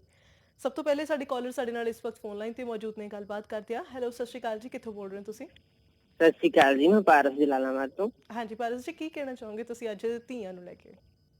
ਮੈਮ, ਸਭ ਤੋਂ ਪਹਿਲਾਂ ਅੱਜ ਤੁਸੀਂ ਵਧਾਈ ਦੇ ਪਾਤਰ ਹੋ ਜਿਨ੍ਹਾਂ ਨੇ ਡਾਟਰਸ ਡੇ ਦੇ ਮੌਕੇ ਤੇ ਮਹੱਤਵਪੂਰਨ ਮੁੱਦਾ ਚੁੱਕਿਆ। ਮੈਮ, ਅੱਜ ਧੀਆਂ ਹਰ ਖੇਤਰ ਵਿੱਚ ਅੱਗੇ ਵਧੀਆਂ ਪਈਆਂ। ਜਿੱਥੇ ਇਹ ਆਪਣੇ ਮਾਪਿਆਂ ਦਾ ਨਾਮ ਰੋਸ਼ਨ ਕਰ ਰਹੀਆਂ ਉੱਥੇ ਇਹ ਸਮਾਜ ਲਈ ਵੀ ਇੱਕ ਗੌਰਵਮਈ ਬਣ ਰਹੀਆਂ। ਸੋ ਸਾਨੂੰ ਸਮਾਜ ਨੂੰ ਚਾਹੀਦਾ ਹੈ ਕਿ ਇਹਨਾਂ ਦਾ ਸਤਿਕਾਰ ਕੀਤਾ ਜਾਏ। ਪਰ ਕੀ ਕਰਦੇ ਨੇ ਲੋਕੀ ਅੱਜ ਧੀਆਂ ਦੇ ਪ੍ਰਤੀ ਧੀਆਂ ਨੂੰ ਮੁੰਡਿਆਂ ਨਾਲੋਂ ਘੱਟ ਸਮਝਦੇ ਨੇ, ਪਰ ਇਹ ਨਹੀਂ ਕਰਨਾ ਚਾਹੀਦਾ। ਤੇ ਮੇਰਾ ਮੈਸੇਜ ਉਹਨਾਂ ਲੋਕਾਂ ਨੂੰ ਹੈ ਜੋ ਧੀਆਂ ਨੂੰ ਕੁੱਖ ਵਿੱਚ ਮਾਰਦੇ ਨੇ ਕਿ ਧੀ ਨੂੰ ਕੁੱਖ ਵਿੱਚ ਕਦੇ ਵੀ ਨਹੀਂ ਮਾਰਨਾ ਚਾਹੀਦਾ। ਗੁਰੂ ਨਾਨਕ ਦੇਵ ਜੀ ਨੇ ਕਿਹਾ ਸੀ ਸੋ ਕਿਉਂ ਮੰਦਾ ਆਖੀਏ ਜਿੱਥੇ ਜੰਮੇ ਰਾਜਾਨ। ਸੋ ਧੀਆਂ ਦਾ ਸਤਿਕਾਰ ਕਰੋ, ਪੁੱਤਰਾਂ ਵਾਂਗੂ ਪਿਆਰ ਕਰੋ। ਜੀ ਬਿਲਕੁਲ ਜੀ ਪਾਰਸ ਜੀ, ਬਹੁਤ ਬਹੁਤ ਸ਼ੁਕਰੀਆ ਸਾਡੇ ਨਾਲ ਗੱਲਬਾਤ ਕਰਨ ਦੇ ਲਈ। ਸੋ ਇੱਕ ਪਾਰਸ ਜੀ ਸਨ ਸਾਡੇ ਨਾਲ ਗੱਲਬਾਤ ਕੀਤੀ ਹੈ, ਪਹਿਲੇ ਕਾਲਰ ਸਨ ਸਾਡੇ ਪ੍ਰੋਗਰਾਮ ਤੇ ਧੀਆਂ ਦੇ ਸਤਿਕਾਰ ਦੀ ਗੱਲ ਕਰ ਰਹੇ ਹਾਂ ਤੇ ਕਿਸ ਤਰ੍ਹਾਂ ਦੇ ਨਾਲ ਜੋ ਡਾਟਰਸ ਡੇ ਹੈ ਉਹ ਮਨਾਇਆ ਜਾਵੇ ਇਸ ਨੂੰ ਲੈ ਕੇ ਵੀ ਗੱਲਬਾਤ ਕਰਾਂਗੇ। ਤੁਸੀਂ ਆਪਣੇ ਜੋ ਵਿਚਾਰ ਹੈ ਸਾਡੇ ਨਾਲ ਸਾਂਝੇ ਕਰ ਸਕਦੇ ਹੋ ਤੇ ਅਸੀਂ ਆਪਣੇ ਪਲੇਟਫਾਰਮ ਦੇ ਰਾਹੀਂ ਜਿਹੜੇ ਤੁਹਾਡੇ ਵਿਚਾਰ ਨੇ ਉਹ ਸਾਡੇ ਬਾਕੀ ਦਰਸ਼ਕਾਂ ਤੱਕ ਪਹੁੰਚਾਉਣ ਦੀ ਕੋਸ਼ਿਸ਼ ਕਰ ਰਹੇ ਹਾਂ। ਤੇ ਧੀਆਂ ਦੀ ਜੇ ਗੱਲ ਕਰੀਏ ਤਾਂ ਧੀਆਂ ਦਾ ਜੋ ਮਹੱਤਵ ਹੈ ਉਹ ਪਰਿਵਾਰ ਦੇ ਵਿੱਚ ਹਮੇਸ਼ਾ ਜੋ ਹੈ ਬਹੁਤ ਉੱਚਾ ਤੇ ਸੁੱਚਾ ਮੰਨਿਆ ਜਾਂਦਾ ਹੈ। ਤੇ ਅਗਲੀ ਕਾਲਰ ਨੇ ਸਾਡੇ ਪਹਿਲਾਂ ਸਭ ਤੋਂ ਪਹਿਲਾਂ ਗੱਲਬਾਤ ਕਰ ਲੈਂਦੇ ਆ। ਹੈਲੋ, ਸਤਿ ਸ਼੍ਰੀ ਅਕਾਲ ਜੀ, ਕਿੱਥੋਂ ਬੋਲ ਰਹੇ ਹੋ ਤੁਸੀਂ? ਹਾਂਜੀ ਮੈਡਮ, ਸਤਿ ਸ਼੍ਰੀ ਅਕਾਲ ਜੀ, ਮੈਂ ਮਨਿੰਦਰ ਸਿੰਘ ਗੱਲ ਕਰ ਰਿਹਾ ਜੀ, ਮੰਡੀ ਗੋਬਿੰਦਗੜ੍ਹ ਤੋਂ। ਜੀ ਮਨਿੰਦਰ ਜੀ, ਕੀ ਕਹਿਣਾ ਚਾਹੋਗੇ ਤੁਸੀਂ ਅੱਜ ਡਾਟਰਸ ਡੇ ਨੂੰ ਲੈ ਕੇ? ਹਾਂਜੀ ਮੈਡਮ, ਮੇਰੀ ਰਾਏ ਇਹ ਹੈ ਕਿ ਮੈਡਮ ਦੇਖੋ ਅੱਜ ਕੱਲ ਦਾ ਜਿਹੜਾ ਮਨੁੱਖ ਹੈ ਨਾ ਜੀ ਉਹ ਸੋਸ਼ਲੀ ਤੌਰ ਤੇ ਬਹੁਤ ਪਿਛੜ ਗਿਆ। ਕਿਤੇ ਨਾ ਕਿਤੇ ਉਹਦੀ ਸੋਚ ਬਹੁਤ ਜ਼ਿਆਦਾ ਕੰਜਸਟਡ ਹੋ ਗਈ ਹੈ, ਉਹਨੂੰ ਸਮਾਜਿਕ ਤਾਣੇ ਬਾਣੇ ਤੋਂ ਬਹੁਤ ਜ਼ਿਆਦਾ ਦੂਰ ਹੋ ਗਿਆ ਉਹ। ਤੇ ਤੀਸਰੀ ਗੱਲ ਜੋ ਆਪਾਂ ਮੈਡਮ ਸਾਰਾ ਦਿਨ ਦੇਖਦੇ ਆ, ਆਪਾਂ ਵਾਇਲੈਂਸ ਦੇਖਦੇ ਆ, ਆਪਾਂ ਹਰ ਜਗ੍ਹਾ ਟੀਵੀ ਤੇ ਵਾਇਲੈਂਸ ਦੇਖਦੇ ਆ, ਉਹ ਕਿਤੇ ਨਾ ਕਿਤੇ ਆਪਣੇ ਦਿਮਾਗ ਤੇ ਅਸਰ ਕਰਦੀ ਹੈ। ਤੇ ਉਹੀ ਬੰਦਾ ਮੰਨ ਲਓ ਕੋਈ ਸਟ੍ਰੈਸ ਚ ਹੈ ਜਾਂ ਕੁਝ ਬੰਦਾ ਫਿਰ ਉਹ ਗਲਤ ਤਰੀਕੇ ਕਰ ਲੈਂਦਾ ਹੈ। ਮੇਬੀ ਕੋਈ ਬੰਦਾ ਜਿਹੜਾ ਨਸ਼ੇ ਕਰਦਾ ਉਹ ਇਹੋ ਜਿਹੀ ਚੀਜ਼ਾਂ ਕਰ ਰਿਹਾ ਹੈ। ਪਰ ਤੁਸੀਂ ਇੱਕ ਤਰ੍ਹਾਂ ਲਾ ਲਓ ਵੀ ਅੱਜ ਦਾ ਮਨੁੱਖ ਨਹੀਂ ਰਿਹਾ। ਬਿਲਕੁਲ, ਬਹੁਤ ਜਿਹੜਾ ਬਦਲਾਅ ਆ ਗਿਆ ਸਮਾਜ ਦੇ ਵਿੱਚ।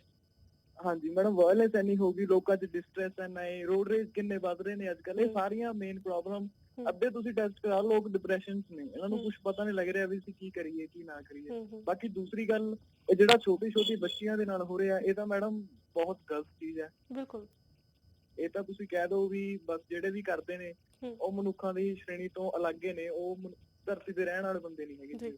ਮਨਿੰਦਰ ਜੀ, ਤੁਸੀਂ ਕੀ ਸੋਚਦੇ ਹੋ ਇਹਨਾਂ ਨਾਲ ਕਿਸ ਤਰ੍ਹਾਂ ਦਾ ਵਰਤਾਅ ਕਰਨਾ ਚਾਹੀਦਾ? ਜੋ ਅਜਿਹੀ ਸੋਚ ਰੱਖਦੇ ਨੇ ਲੋਕ, ਉਹਨਾਂ ਨੂੰ ਕਿਸ ਤਰ੍ਹਾਂ ਦੇ ਨਾਲ ਟਰੀਟ ਕੀਤਾ ਜਾਵੇ? ਕੀ ਕੋਸ਼ਿਸ਼ ਕਰਨੀ ਚਾਹੀਦੀ ਹੈ ਕਿ ਉਹਨਾਂ ਨੂੰ ਦੁਬਾਰਾ ਸਮਾਜ ਦੇ ਵਿੱਚ ਲੈ ਕੇ ਆਉਣ ਦੀ, ਜਾਂ ਫਿਰ ਉਹਨਾਂ ਨੂੰ ਅਲੱਗ ਕਰ ਦੇਣਾ ਚਾਹੀਦਾ ਸਮਾਜ ਤੋਂ?